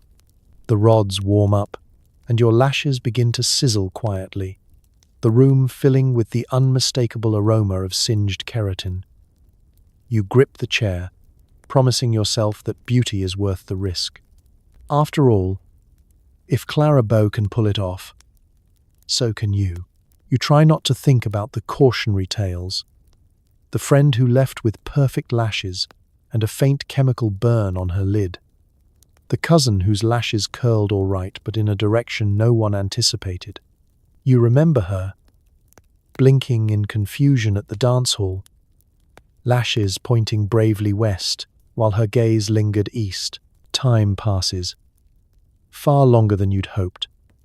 Your eyelids twitch with each pulse of heat, and you swear you can feel every follicle bargaining for its life. The attendant chirps about just a few more minutes, and you're going to look wonderful, while dabbing at your forehead with a cold cloth. For a brief, wild moment, you imagine fleeing the chair, half-curled and full of regret, but you hold fast. Finally, the machine powers down. The rods are carefully removed, one by one, revealing lashes that are, against all odds, upright and curled. Sometimes they look stunning, wide, full, impossibly dramatic. Other times, not so much. Maybe a clump or two have fused together, or there's a suspicious bald patch in the middle. You're given a small mirror and an encouraging smile. If you're lucky, you feel glamorous. If not, you develop a sudden affection for sunglasses. Aftercare is simple. Don't touch, don't rub, and, above all, don't get them wet. Your lashes are now both precious and perilous. Beautiful, but one sneeze away from disaster. You learn to blink carefully, speak softly, and dream of a world where waterproof mascara is a thing. Let's compare to today. Lash perms still exist, but now the chemicals are gentle, the heat is low, and your technician has a certificate. In the 1920s, your certificate was a faint chemical burn and a story to share with friends. Modern beauty promises safety. Back then, beauty promised adventure, and sometimes a little suffering. So as you lay your head down tonight, lashes, natural and unsinged, give a grateful blink for the beauty pioneers who dared to curl where no woman had curled before. Sweet dreams, and may your lashes always flutter in the direction you choose. Sold in pretty tins, these candies promised a pale, blemish-free complexion.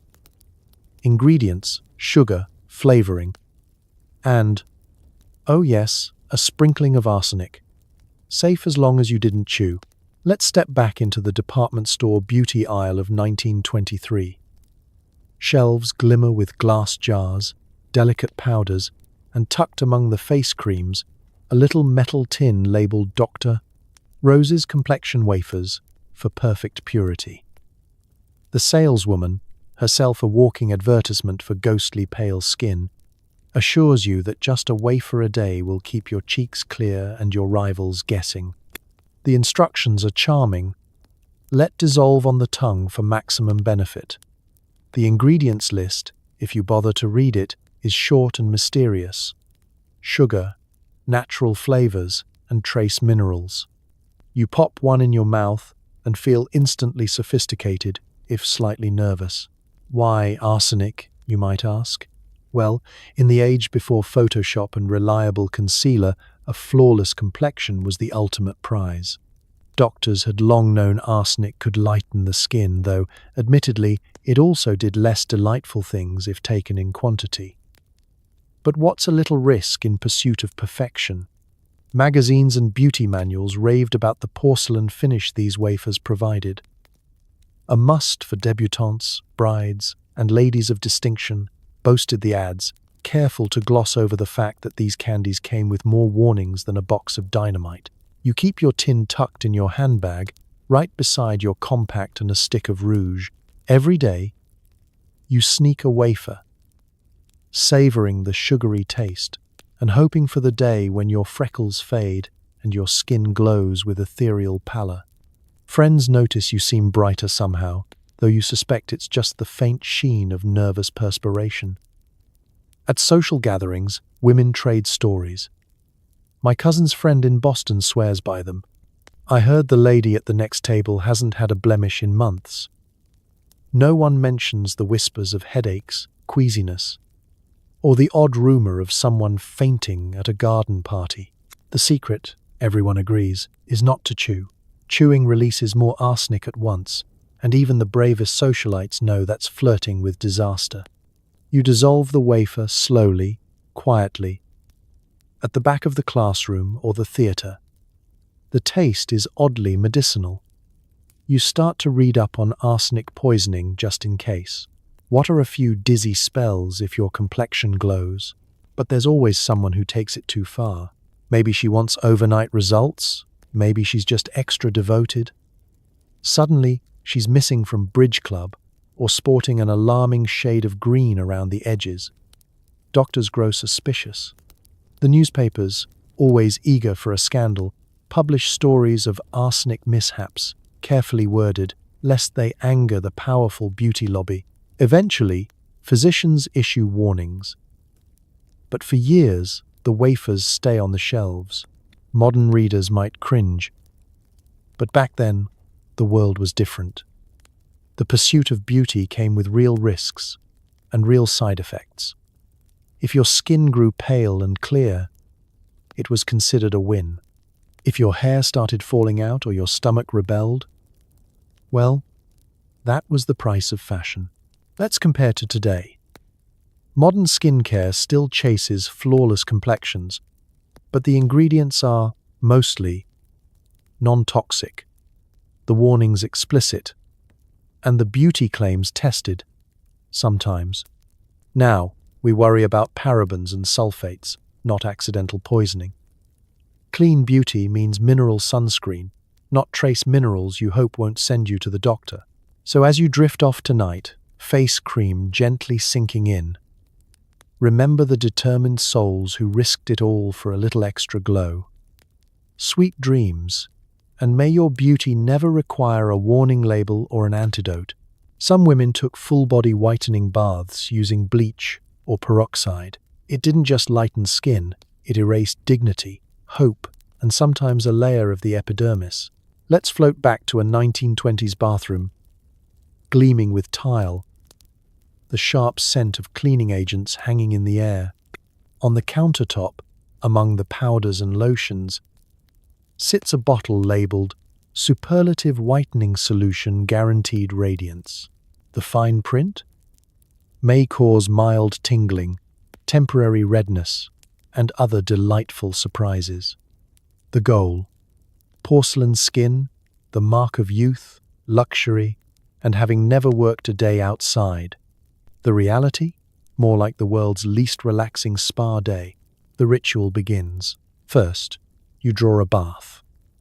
Not too hot, not too cold, Goldilocks style, because the next ingredient is more at home under your kitchen sink, a generous pour of hydrogen peroxide, or, for the more daring, a capful of household bleach. You swirl it through the water, watching the bubbles foam and feeling just a little like a mad scientist. Beauty magazines assure you it's perfectly safe in moderation, which is a phrase you try not to think too hard about as you slide in, goosebumps forming before your courage does. The sensation starts as a tingling, quickly progressing to a prickling. And, if you stay too long, a full-on stinging. You soak, counting the seconds and praying that you emerge radiant and not red as a lobster. The scent is sharp, medicinal, and impossible to ignore. You hold your breath and try to focus on the benefits, ignoring the voice in your head whispering about chemical burns, and the fact that your bathwater now looks disturbingly frothy. For extra problem areas, elbows, knees, the back of your hands, a washcloth soaked in peroxide is vigorously applied. You scrub, imagining the top layer of your skin dissolving into a brighter, whiter you. There's a real sense of commitment here. You're not just lightening your complexion, you're sacrificing your dignity and, possibly, your favorite bathrobe, which will never be the same shade again. Of course, not everyone was satisfied with just peroxide. Some beauty guides recommend a few drops of ammonia or even borax for an extra whitening punch. Mix well, avoid the eyes, and limit exposure, the instructions say, as if anyone ever read the warnings more closely than the promises. It's a wonder there weren't more accidents, or more memoirs about surviving the pursuit of flawless skin. After your soak, you emerge from the bath, skin tingling and oddly taut. The mirror reveals someone who is, in fact, a bit paler, but also a bit raw. You pat yourself dry with a towel that now has faint white patches, permanent reminders of your quest for radiance. If you're lucky, the only side effect is a passing itch. If you're not, you spend the next week applying cold cream and explaining to friends that you're trying a new regimen. Let's compare. Today, skin lightening is still marketed in many places, but with far more warnings and, sometimes, a healthy dose of skepticism. Dermatologists now frown on the practice, and the world has moved on to retinol, vitamin C, and sunscreen. Back then, the only protection was a thin veil of optimism and a stubborn belief that anything in a glass bottle must be good for you. But in the 1920s, the fear of freckles, sun, and anything resembling hard labor was enough to keep the bleach baths popular. The ads promised starlit skin. The reality was an exfoliation so thorough, you might need to register your epidermis as a new person. So tonight, as you tuck into your clean bed, skin blissfully intact, give a grateful sigh for the age of gentle cleansers and soft towels. Sweet dreams. And may your beauty rituals never again require a gas mask or a fire extinguisher. Why wait for surgery when you can wear a wire and leather face harness overnight? Nose too wide? Chin too weak? There was a contraption for that, usually with the comfort level of medieval armor. Let's step into your boudoir, circa 1927. On your vanity, jars of cold cream, a tiny powder puff, and a box containing tonight's main event, a scientifically designed nose shaper and chin lifter, straight from the pages of Modern Beauty Monthly. The advertisements promise you'll awaken with a perfectly sculpted profile, no surgeon required. The reality? You're about to experience the closest thing to medieval torture this side of a Renaissance fair. You pull the device from its box. The nose shaper is a delicate wire cage, padded with thin strips of leather and suspiciously sharp edges. The chin lifter is more ambitious, a complicated harness of elastic, buckles, and what looks like the strap from a World War I gas mask. There's an instruction sheet, but it may as well be a cryptic treasure map. Affix wire over bridge of nose, tighten screws until gently snug, loop chin strap beneath jaw and secure behind ears. Sleep with confidence. The confidence part is optional. You start with your nose. The wire slides over your bridge, pinching ever so slightly at first, then more aggressively as you twist the adjustment knob. Supposedly, this will train the cartilage overnight, coaxing your nose into a slender, sophisticated slope. You peer into the mirror, eyes watering, wondering if you'll ever breathe freely again. The leather leaves red marks, but you soldier on, determined to look less like yourself by breakfast. Next comes the chin lifter. The elastic wraps under your jaw, pulling upward with the unwavering optimism of a hangman's noose. It hooks behind your ears, pressing them forward like a startled rabbit's. You glance at your reflection. A cross between a 1920s beauty queen and a fencing enthusiast on a losing streak.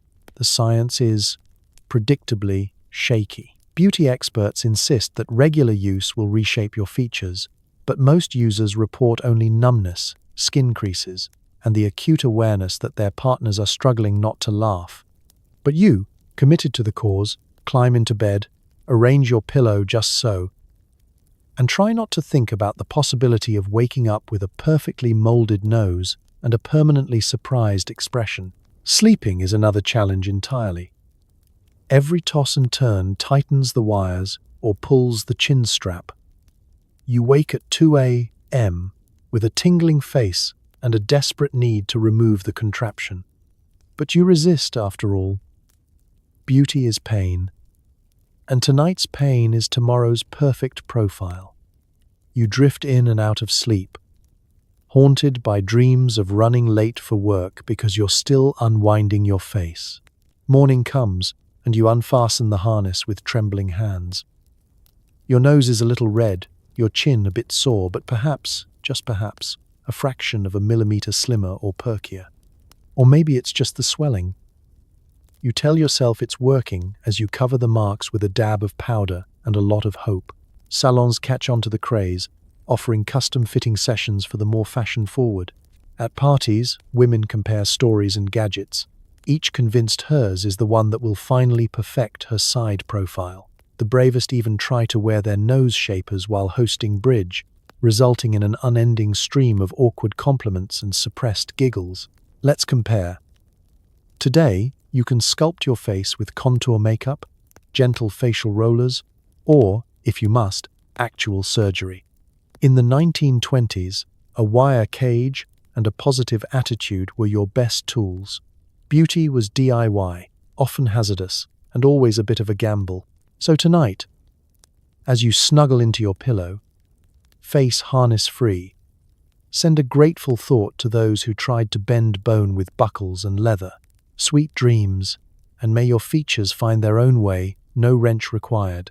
For the very rich or very desperate, exclusive clinics promise the latest in scientific rejuvenation, glandular injections, collagen creams, and consultations with doctors who sometimes forgot their medical licenses at home. Let's arrive at the gates of a gleaming Hollywood health and beauty sanitarium, the 1920s answer to modern-day wellness retreats. The sign out front shimmers in the California sun, boasting youth restored, vitality renewed, private treatments for discerning clients. The clientele are a who's who of faded movie stars, hopeful socialites, and the occasional eccentric oil baron's wife.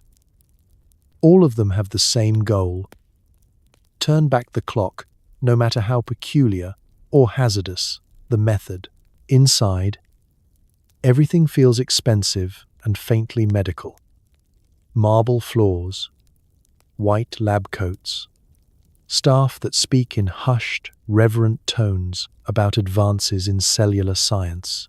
There's a waiting list for Dr. von Hohenheim, formerly of Vienna, now of Los Angeles, whose diplomas are written in suspiciously fancy script and whose office wall is curiously free of any official accreditation. But you don't ask questions. After all, the best results require a little trust and a lot of cash. First on the treatment menu, glandular injections. The theory, lifted from the pages of barely translated European medical journals, is that youth comes from the inside out. Sheep, calf, and even monkey glands are purified, mixed with saline, and then injected under the skin. It will invigorate your entire system, says the doctor, already wielding a suspiciously large syringe. The patient before you, rumored to be a former starlet, leaves the room looking both flushed and slightly bewildered. "It tingles," she whispers. You wonder if that's a good thing. Next up, the collagen creams, rich, fragrant, and packaged in little glass jars that cost as much as a week at the best hotel. The secret ingredient? Animal byproducts, mostly whipped into a glossy paste and slathered onto faces morning and night. The creams promise plump, ageless skin and the soft focus glow of a silent film close-up. Whether they work or simply clog your pores is an open question, but in Hollywood, hope sells. Some clinics push the envelope even further, offering rejuvenation surgery, early facelifts and tucks, performed by doctors whose main qualification seems to be their ability to work quickly and avoid a lawsuit. No scars. The brochures promise, conveniently omitting the need to stay out of public view for weeks while swelling and bruising fade. And then there are the rejuvenation diets. Raw liver, carrot juice, energized water blessed by the attending physician, all guaranteed to put color in your cheeks and, possibly, send you running to the bathroom. The stories are legendary. One socialite claims she was given an injection straight from the Alps and promptly slept for 2 days, waking up convinced she was 17 again, until her husband pointed out she was still allergic to shellfish. A faded actor, desperate for another leading role, goes in for a full menu of treatments and emerges with skin so tight he can barely blink. The tabloids feast on rumors. Starlet's secret, monkey gland injections, or just good lighting. Let's compare. Today, rejuvenation means lasers, fillers, and certified professionals with framed diplomas on the wall. In the 1920s, you placed your trust in exotic science, foreign-sounding doctors, and the eternal hope that this time, the fountain of youth was just a little shot away. So, tonight, as you settle in for your beauty sleep, be grateful for your dermatologist and your immune system. Sweet dreams, and may your only rejuvenation be a good night's rest. Before facial steamers became gentle and spa-like, the 1920s version was more DIY sauna, but with extra anxiety. You'd hover your face over a bubbling pot of herbs and scalding water, towel draped like a human dumpling, until you either unclogged your pores or fainted from the combination of heat and floral fumes. The sensation, part cleansing, part accidental soup. Let's picture the scene. You've just come home from a long day, heels off, silk dress draped over a chair, and your face feeling as grimy as the subway floor. The latest beauty column insists that facial steaming is the new miracle, so you fill a pot with water, toss in a handful of dried chamomile and mint, or if you're out, whatever's left in the tea tin, and set it to boil. Soon, the kitchen smells like a cross between a botanical garden and last week's leftovers. Once the pot's bubbling like a witch's cauldron, you transfer it to the vanity, perch on a wooden stool, and lean over the steaming surface. The key to maximum effect, everyone says, is the towel, draped over your head, and the pot to trap the heat, the steam, and unfortunately, most of the oxygen. You peer through the mist, face flushed, eyes watering, and immediately question your life choices. It's steamy, sure. It's also a little suffocating, and you realize you may not be as committed to open pores as you originally thought. You breathe in the herbal vapor and attempt to relax. Your pores are meant to open wide and weep impurities, at least according to the magazines. In reality, you sweat, blink, and try not to pass out. The steam condenses on your cheeks and forehead, dripping back into the pot, or, more often, onto your knees. After 5 minutes, you're convinced you've achieved inner and outer cleanliness and possibly mild dehydration. Some women swear by special additions: a drop of eucalyptus for invigoration, a spoonful of salt for detox, or even a splash of cologne for sophistication. Others claim that the hotter, the better, and emerge pink and glowing, or just pink, and quietly regretting everything. Occasionally, the pot boils over, or the towel slips, and you learn the hard way that steam burns are no joke. After your session, your face is rosy, damp, and tender to the touch. The next step is a splash of cold water, to close the pores, of course, and to revive anyone who nearly passed out. Your mirror shows a refreshed, if slightly startled, version of yourself.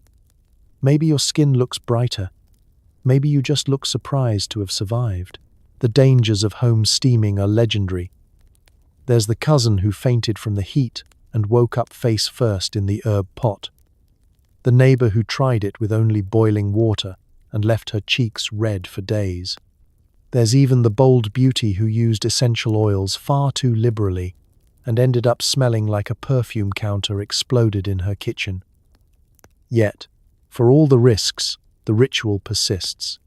Every social circle has at least one steaming devotee, ready to evangelize about the magic of sweat and steam and a pot that doubles as a soup cauldron. Compare to today. Facial steamers are gentle, programmable, and come with built-in warnings about distance and duration. Now, you can multitask with a podcast, sip cool water, and pause the machine at any sign of discomfort. But back then, beauty meant courage, improvisation, and the willingness to risk your eyebrows for the sake of a brighter complexion.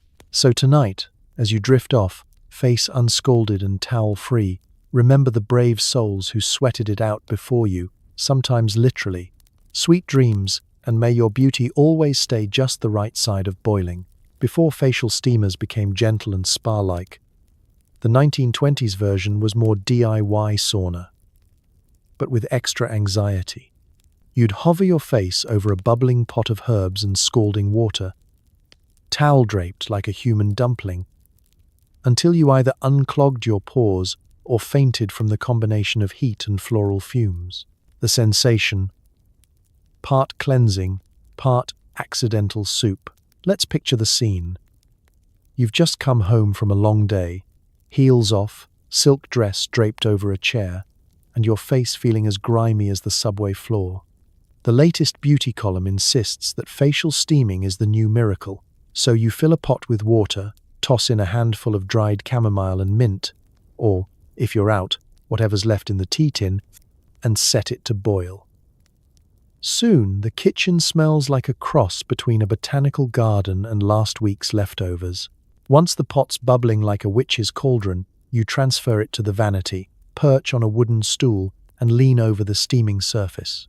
The key to maximum effect, everyone says, is the towel, draped over your head, and the pot to trap the heat, the steam, and, unfortunately, most of the oxygen. You peer through the mist, face flushed, eyes watering, and immediately question your life choices. It's steamy, sure. It's also a little suffocating, and you realize you may not be as committed to open pores as you originally thought. You breathe in the herbal vapor and attempt to relax. Your pores are meant to open wide and weep impurities, at least according to the magazines. In reality, you sweat, blink, and try not to pass out. The steam condenses on your cheeks and forehead, dripping back into the pot, or, more often, onto your knees. After 5 minutes, you're convinced you've achieved inner and outer cleanliness, and possibly mild dehydration. Some women swear by special additions: a drop of eucalyptus for invigoration, a spoonful of salt for detox, or even a splash of cologne for sophistication. Others claim that the hotter, the better, and emerge pink and glowing, or just pink, and quietly regretting everything. Occasionally, the pot boils over or the towel slips, and you learn the hard way that steam burns are no joke. After your session, your face is rosy, damp, and tender to the touch. The next step is a splash of cold water, to close the pores, of course, and to revive anyone who nearly passed out.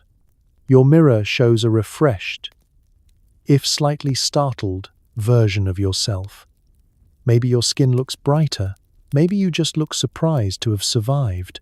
The dangers of home steaming are legendary. There's the cousin who fainted from the heat and woke up face first in the herb pot. The neighbor who tried it with only boiling water and left her cheeks red for days. There's even the bold beauty who used essential oils far too liberally and ended up smelling like a perfume counter, exploded in her kitchen. Yet, for all the risks, the ritual persists. Every social circle has at least one steaming devotee ready to evangelize about the magic of sweat and steam and a pot that doubles as a soup cauldron. Compared to today, facial steamers are gentle, programmable, and come with built-in warnings about distance and duration. Now, you can multitask with a podcast, sip cool water, and pause the machine at any sign of discomfort. But back then, beauty meant courage, improvisation, and the willingness to risk your eyebrows for the sake of a brighter complexion.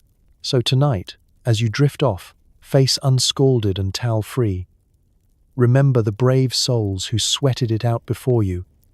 Sometimes literally, sweet dreams, and may your beauty always stay just the right side of boiling. For the perfect nails, salons offered the tortoise shell treatment, a process involving actual ground shell dust, harsh solvents, and enough buffing to sand a small canoe. The result? Ultra-shiny nails and occasionally fingers that looked like they'd lost a fight with a belt sander. Manicurists wore masks, but for you, breathing the fumes was all part of the pampering. Let's step into a 1920s nail salon. A haze of polish, perfume, and anticipation swirling in the air. The walls are adorned with mirrored tiles and the latest magazine cutouts, all promising hands as elegant as a duchess. At the heart of the room sits the most coveted service of the decade, the tortoise shell manicure. You settle into a velvet chair, fingers trembling with a mix of excitement and dread as your manicurist prepares her tools. The process begins with a soak, a deceptively innocent bowl of warm, soapy water to soften your cuticles and lull you into a false sense of security. Next, your nails are trimmed and shaped with a brisk confidence that leaves you both grateful and slightly alarmed. Now, the main event. The application of tortoise shell powder. Yes, actual crushed shell, imported at great expense and ground into a fine, slightly gritty dust. The jar is opened, the contents poured into a tiny dish, and your manicurist dips a small brush before gently, at first, dusting it across your nails. The sensation is unusual, not painful, but not exactly comfortable either. The shell powder is meant to strengthen and smooth, but with each pass, you can feel the grains catching, scrubbing away any roughness, and, occasionally, bits of skin you'd hoped to keep. Then comes the solvent, a sharp-smelling concoction that makes your eyes water, and your manicurist's mask seem very wise indeed. It's brushed on to dissolve any remaining natural oils, and for a moment, your fingertips feel like they might simply vanish.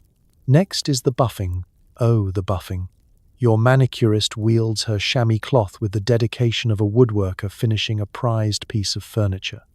Buff, buff, buff, up and down, side to side, relentless in her pursuit of gloss.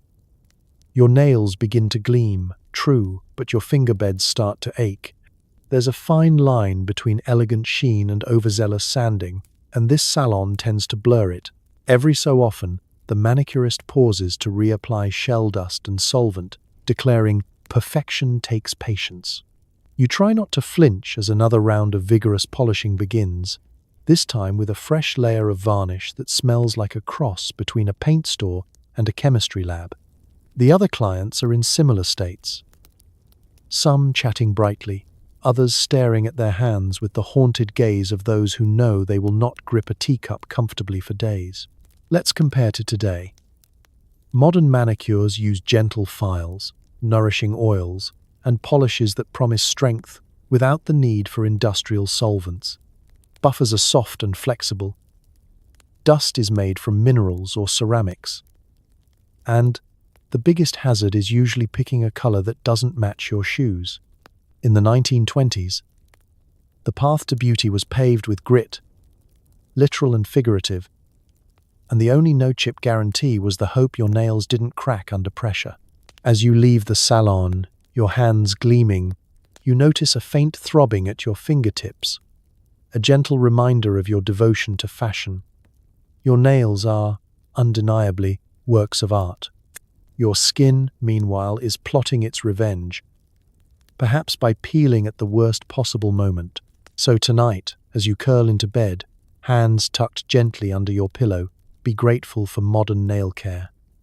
Sweet dreams, and may your manicure never require goggles or sandpaper. Beauty wasn't just skin deep, it was rib deep. 1920s women squeezed themselves into elastic girdles that claimed to reshape your silhouette instantly. Breathing was optional, sitting was ambitious, and lunch was simply cancelled. Each exhale was a reminder that beauty is pain, and so is attempting to climb stairs in a tube of elastic steel. Let's slip into your bedroom, sunlight filtering through lace curtains, and the centerpiece of your morning routine. The ritual of donning the girdle. In theory, it's a garment. In practice, it's an elaborate negotiation between you, gravity, and several yards of elasticized fabric determined to compress you into the fashionable, boyish silhouette of the day. Your mother swears by her old corset, but the modern woman requires flexibility. The catalogue says the girdle will trim inches and turn heads. You suspect it will mostly just trim circulation. The ordeal begins. You step in gingerly, careful not to catch a finger or a toe. With practiced patience, you inch the girdle up your legs, past your hips, and over your midsection. The fabric is sturdy, woven with steel boning, hooks, and a complex web of snaps that seem designed more for frustration than function. Once in place, it takes all your strength to fasten the final clasp. The effect is immediate. Your waist shrinks, your hips smooth, and your lungs protest. You stand a little taller, mostly because you can't slouch without risking a wardrobe malfunction. Breathing is now a luxury. Each inhale is shallow, measured. You become intimately aware of every rib. The girdle insists on perfect posture, so you square your shoulders and try to focus on the positives. Your dress slides on easily, and your reflection boasts the flat stomach and sleek lines coveted by every fashion magazine. Your neighbor, already girdled and powdered, grins knowingly as you both prepare to leave for work. Neither of you plans to eat before 3 p.m. Sitting, however, is an exercise in humility. You perch at the edge of chairs, back rigid, thighs tingling. Bending over? Only if absolutely necessary, and preferably in private. Climbing stairs is a test of endurance and core strength. With every step, the girdle reminds you of its presence, an unyielding embrace that squeezes not just flesh but spirit. Girdles aren't only about vanity, they're a sign of progress, believe it or not. Corsets, with their whalebone and lacing, have fallen out of favor, replaced by the modern girdle's blend of elastic and ingenuity. Women are working, dancing, running for trains. Theoretically, the girdle allows for all this. Realistically, most women walk more carefully, avoid sprinting, and master the art of the dignified feint. But there's a camaraderie in suffering. You share tips with friends, powder before, never after, talcum for chafing, always bring a handkerchief in case the boning pinches. At social gatherings, a knowing glance is all it takes. The sound of a snapped garter echoes in the powder room, followed by a burst of laughter. It's understood. Beauty is a team sport, and the team uniform is compression wear. Let's compare to today. Modern shapewear boasts comfort, breathable fabrics, and, miracle of miracles, the ability to eat a sandwich without risking loss of consciousness. Now, a little stretch and a lot of lycra go a long way. Back then, you accepted your fate, knowing that every compliment on your figure came with a price, slightly blue lips and the inability to laugh too hard. So, as you slip under the covers tonight, girdle-free, lungs expanding with relief, spare a sympathetic thought for those who braved the squeeze in the name of style. Sweet dreams. And may your only restriction tonight be your blanket, not your undergarments. Cold cream, a household name, a household disaster. These creamy concoctions were supposed to dissolve makeup and rejuvenate tired skin, but their ingredients list often included mineral oil, wax, and mysterious animal fats. Slathered on thick each night, you'd go to bed glistening, hoping for dewy radiance and not just an oil slick on your pillow. Let's set the stage. It's the end of another whirlwind day. Jazz tunes drifting from the neighbor's window, and the promise of beauty sleep calling your name. But first, the ritual. You pull out your heavy glass jar of cold cream, twist off the lid, and are greeted by a waft of something part rose, part barnyard, all optimism. The magazines swear by it. Your mother swears by it. Your pillowcase, unfortunately, swears at it. You scoop a generous dollop with your fingertips, the texture cool and oddly greasy. The first swipe across your cheek feels luxurious, if a bit slippery.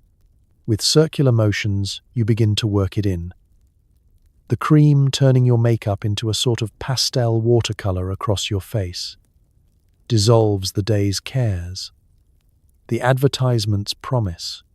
In reality, it mostly dissolves your faith in modern chemistry.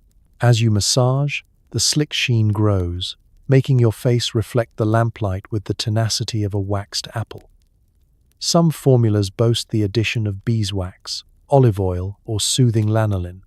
Others are coy about the source of their animal fats. You try not to think too hard about what exactly is making the concoction so fragrant. The cream warms to your skin, and you can practically feel your pores throwing a small, panicked party. Next comes the wipe down. You reach for a soft cloth, never mind that it will never be truly clean again, and begin to remove the excess. The cloth slides over your skin, picking up a rainbow of rouge, kohl, and day-old powder. Your face now feels simultaneously clean, coated, and oddly vulnerable. Your hands are so slippery you nearly drop the jar, and the bathroom counter glistens in solidarity. The aftermath is mixed. Some nights, your skin does look plump and rested by morning, a testament to the mysterious power of moisture and maybe a little bit of luck. Other nights, you wake up to a constellation of new blemishes and a pillowcase with a visible oil painting of your sleeping profile. You're told this is purging, part of the process, and not, as you suspect, a subtle act of revenge by your pores. Let's not forget the social aspect. Friends swap stories of secret cold cream formulas, each more elaborate than the last. Add a dash of rose water for glow, a bit of lemon juice for brightness, or a splash of vodka for toning, and maybe for drinking when nothing else works. Some brave souls make their own, melting wax and oil together over the stove in a process that smells suspiciously like a failed candle and ends with the family dog eyeing the pot with concern. In the grand tradition of beauty, cold cream becomes both a nightly routine and a rite of passage. There's comfort in the ritual, a kind of faith that the act itself, more than the result, will deliver you to a better tomorrow. The smell, the slickness, and the constant need for fresh pillowcases are small prices to pay for the hope of radiance. Compare that to today. Cleansing balms, micellar water, and oil-free moisturizers promise to dissolve your makeup and your worries with none of the lingering side effects, or at least, none that your dry cycle can't handle. Ingredients are listed in reassuring detail. Claims are tested, reviewed, and posted online for all to see. Back then, you took your chances and hoped your skin would forgive you. So tonight, As you drift off with a clean face and a blissfully non-greasy pillow, give a gentle nod to the generations who slathered, shined, and prayed for beauty. Sweet dreams, and may your only catastrophe be running out of your favorite night cream. For the modern woman on the go, there was the all-in-one beauty valise, a suitcase jam, packed with gadgets, creams, powders, and instructions that read like a scavenger hunt. Perfect for cross-country train rides or quick touch-ups in the back seat of a Model T. These portable salons ensured you could chase 1920s standards of beauty literally anywhere, provided you didn't mind electrical shocks, exploding lotions, or explaining your luggage to customs. Let's take a peek inside this traveling treasure chest. The suitcase itself is heavy, lined in pink satin with little pockets, elastic loops, and secret compartments. Open it, and you're greeted by a glittering array of hope: tiny glass bottles of cold cream, tins of rice powder, a tortoise shell nail buffer, a travel-sized bottle of hydrogen peroxide, and, if you're truly fancy, a battery-powered perm wand that looks suspiciously like it's seen active duty in a laboratory. Everything a 1920s beauty addict could need, except, perhaps, common sense. The instructions are a marvel in themselves. Step 1. Apply vanishing cream to T-zone. Step 2. Connect cord B to outlet X. Step 3. Warning. Do not attempt eyelash perming on a moving train. You consult the diagrams and discover that, yes, there is a right way and a very, very wrong way to use the electric muscle stimulator. The illustrations feature impossibly calm women, unbothered by the dozens of wires snaking up their cheeks, their hair in perfect Marcel waves despite the obvious hazards. On the train, you commandeer the tiny wash basin, balancing jars and gadgets on every available surface. There's a rhythm to the chaos: cream, powder, plug, twist, buff, all while the train sways and judders beneath you. Your fellow passengers cast curious glances as you wind a string lift around your ears or plug in your battery-powered blood circulation helmet. The smell of rosewater and ozone drifts through the compartment. "Is that burning hair?" asks a porter. You assure him it's just the scent of progress. Sometimes, things don't go as planned. The cold cream leaks, turning your silk gloves into an impromptu moisturizer. The electric eyelash curler shorts out, sending a tiny spark that singes a hole in your scarf. The hot wax heater tips over, creating a scene more suited to a slapstick comedy than a spa day. There's always one mystery vial with a label that's long since faded, and every beauty daredevil eventually tries it, results ranging from surprisingly effective to requires immediate medical attention. The suitcase becomes a status symbol. The more compartments, the more prestigious. Some women add personal touches: tiny perfume atomizers, silver-tipped tweezers, a lucky rabbit's foot for good measure. Beauty magazines compete to publish the ultimate portable parlor checklist. Don't leave home without your paraffin wax mask.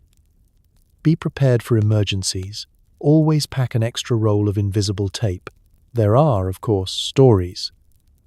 The woman who gave herself a sandblasting facial in the Pullman car, emerging smoother and a little rattled. The socialite who forgot to secure the lid on her radium face powder and spent the rest of her journey with a faint, mysterious glow. The traveler stopped by customs, forced to explain why she was carrying a suitcase full of syringes, wires, and enough chemicals to alarm a small town. Let's compare. Today, your travel kit is TSA, approved, and probably contains nothing more sinister than a travel-sized serum and a mascara wand. Instructions are clear, warnings plentiful, and most gadgets come with safety certifications. The worst you risk is a confiscated nail file or a leaky shampoo bottle. But in the 1920s, the portable beauty parlor was more than a kit. It was a declaration of independence, an emblem of the modern woman's ability to pursue beauty wherever she went. So as you tuck your toiletries into your suitcase tonight, be grateful for modern simplicity and a world where your only travel hazard is turbulence, not tiny electrical fires. Sweet dreams, and may your beauty be as portable and much less perilous as you need. So tonight, as you settle into your clean sheets and scroll past yet another Instagram ad for miracle serums, maybe take a moment to appreciate the gentle, non-radioactive glow of your modern existence. The 1920s were a time of wild hope and even wilder beauty science, where the price of glamour was sometimes a little scar, a chemical burn, or just the kind of tingling sensation that lets you know you're still alive for now. Because if there's one thing the Roaring Twenties proved, it's that people will try almost anything for a little more beauty, a little less time, and a little hope that tomorrow's face will be better than today's. These women faced down acid, arsenic, and machinery that looked like rejected props from a Frankenstein reboot, all while laughing, dancing, and inventing the very idea of modern beauty. Sure, some left with thinner eyebrows, suspiciously shiny skin, and stories best left untold at family dinners. But they also left us a legacy of resilience and relentless optimism, a belief that transformation was possible, no matter the cost or the weirdness of the device strapped to your chin. So, as you drift off tonight, warm and comfortable, maybe whisper a quiet thank you to the bold souls who blazed the trail through electric shocks, sandpaper, and bee venom so you could fall asleep knowing your moisturizer won't glow in the dark. History may be absurd, a little terrifying, and occasionally very, very itchy, but it's also a reminder that people have always been stubborn, hopeful, and just a touch ridiculous. Sleep well, and may your dreams be free of perm machines, tape lifts, and surprise chemical peels. Good night.